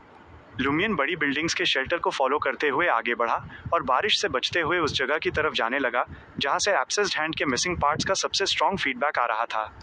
जब वो अपनी डेस्टिनेशन पर पहुंचा तो उसके कपड़े हवा और बारिश से आधे भीग चुके थे और स्ट्रीट पर पानी सीढ़ियों तक पहुंचने ही वाला था। लुमियन ने साइड में देखा, दरवाजे के पास एक साइन देखा जिस पर एक चाकू, कांटा और वाइन ग्लास बना था और लेनबर्ग भाषा में वर्ड्स लिखे थे, कार्निवोर। फूड सर्व करने वाला एक बार? कार्निवोर? लुमियन ने बार के नाम पर विचार किया। अचानक उसे एक अजीब गैस हुआ। फीडबैक इंडिकेट कर रहा था कि हैंडपिरो की बॉडी के पार्ट्स पूरे मोरोरा में बिखरे हुए हैं, लेकिन ओरिजिनली वहाँ सिर्फ 2 पीसेस थे। अंडरवर्ल्ड का वो गोट फेस वाला डेमन डेली हैंडपिरो के सड़े हुए फ्लैश को काटता और खाता था और वो दोबारा रीजनरेट हो जाता था। इस बार का नाम कार्निवोर है। क्या ऐसा हो सकता है कि हैंडपिरो की बॉडी का एक पीस इस बार के ओनर को मिल गया हो, जिससे उसके मीट खरीदने का कॉस्ट बच गया और वो इसे एक सब्स्टिट्यूट की तरह यूज़ कर रहा हो? दूसरे शहरों में दूसरे बार ओनर्स शायद ऐसा ना करें, लेकिन मोरोरा में वे लाइकली ऐसा करेंगे क्योंकि उन्हें सीरियस क्राइम्स के लिए यहाँ देश निकाला दिया गया था। बार का ओनर शायद एक परवर्टेड कसाई भी हो सकता है जिसने लोगों को मारकर उनका मीट बेचा हो। अगर ये सच है तो चीज़ें ट्रबलसम होंगी। कौन जानता है कि कितने लोगों ने हैंडपिरो के सड़े हुए फ्लैश को खाया और इंटीग्रेट किया है, और उसका क्या इम्पैक्ट हो सकता है। एक बार जब मुझे ओरिजिनल 2 पीसेज मिल जाएंगे तो क्या मैं रिमेनिंग पार्ट्स को मर्ज कर पाऊंगा? लुमियन कुछ देर चुपचाप बुदबुदाया, फिर बारिश के बीच भागा और कार्निवोर बार के भारी लकड़ी के दरवाजे को धक्का देकर खोल दिया। मोरोरा आने पर एब्सेस्ड हैंड की बॉडी को ऑलमोस्ट रीअसेंबल करने के बाद उसने इसे हैंडपिरो कहना शुरू कर दिया था, आधा मजाक में और आधा क्लोजनेस दिखाने के लिए, इस होप में कि पूरी तरह रिस्टोर होने पर ये उस पर अटैक नहीं करेगा, क्योंकि तब दूसरे डेंजर्स भी हो सकते थे। जैसे ही वो बार में एंटर हुआ, अपने साथ बारिश लेकर आया, लुमियन को एक फैमिलियर फिगर दिखाई दिया। वो फिगर बार के सामने एक हाई स्टूल पर बैठा था। उसके बालों में रेड का टिंज था, उसकी आईब्रोज और आंखें ब्राउन की तरफ झुकी हुई थीं। वो हैंडसम दिख रहा था, फिर भी अपने ओवरली शार्प फीचर्स के कारण अनलाइकेबल था। Albus Medici. लुमियन टेंस हो गया, हालांकि उसका एक्सप्रेशन शांत रहा जब वो मुस्कुराया और बार की तरफ बढ़ा। वो पहले सोचता था कि अल्बस मेडिची मिस्टीरियस था और पॉसिबली कुछ कॉन्स्पिरेशंस में इन्वॉल्व था। बाद में उसे रेड एंजल मेडिची के एग्जिस्टेंस के बारे में पता चला और रियलाइज हुआ कि एंजल्स के इस फॉर्मर किंग ने एक मैसिव प्लॉट ऑर्केस्ट्रेट किया था और 4th एपोक ट्रायर में वेरमोंडा सॉरन से हंटर पाथवे का सीक्वेंस एक बियॉन्डर कैरेक्टरिस्टिक सक्सेसफुली हासिल कर लिया था। इसने लुमियन को अल्बस मेडिची को रेड एंजल के साथ एसोसिएट करने पर मजबूर कर दिया। उसे सस्पेक्ट था कि अल्बस किंग ऑफ एंजल्स का एजेंट था, जिसे 001 के करीब पहुंचने का रास्ता खोजने के लिए मोरोरा भेजा गया था। लुमियन के लिए ये बैड न्यूज़ थी, क्योंकि मेडिची रेड प्रीस्ट के डिवाइन थ्रोन पर असेंड करने के करीब था।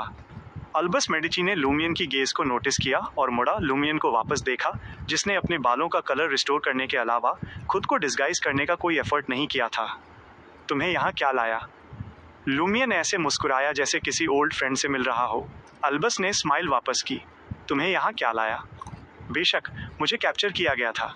लुमियन हंसा, अल्बस के बगल में बैठते हुए और बार काउंटर को थपथपाते हुए।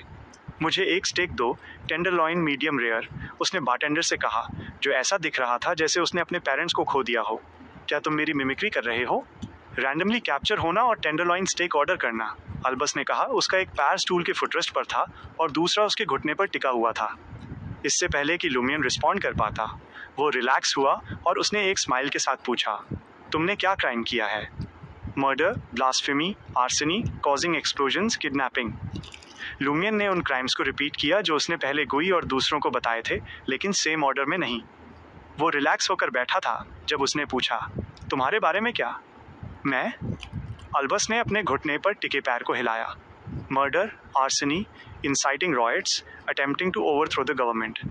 कौन सी गवर्नमेंट? लूमियन ने पुराने दोस्तों के दोबारा मिलने वाले टोन में पूछा। इंटिस? अल्बस ने कंधे उचकाए। मुझसे मत पूछो कि मैंने इंटिस गवर्नमेंट को ओवरथ्रो करने की कोशिश क्यों की और एंड में लेनबर्ग के इस अजीब शहर में आ गया। मुझे भी नहीं पता।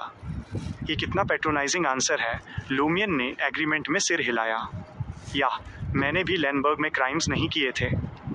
जैसे ही दोनों farmer iron and blood cross order के मेंबर्स ने चैट की, 2 स्टिक्स सर्व किए गए। व्हाइट पोर्सिलेन प्लेट्स पर रखे स्टिक्स को देखते हुए, जो थोड़े ब्लडी थे और एक अच्छे दिखने वाले टेक्सचर के साथ थे, लूमियन साइलेंट रहा और उसने अपना चाकू और कांटा नहीं उठाया। उसे एक कनेक्शन सेंस हुआ। ये सच में एब्सेस्ड हैंड का सड़ा हुआ फ्लैश था जिसे बॉडी से काटा गया था। कुछ सेकंड के बाद लूमियन ने साइड में देखा और पाया कि अल्बस मेडिची भी बिना हिले उस स्टेक को घूर रहा था। लूमियन मुस्कुराया और पूछा, तुम खा क्यों नहीं रहे हो? अल्बस ने एक रेडियंट स्माइल के साथ रिप्लाई किया, तुम क्यों नहीं खा रहे हो?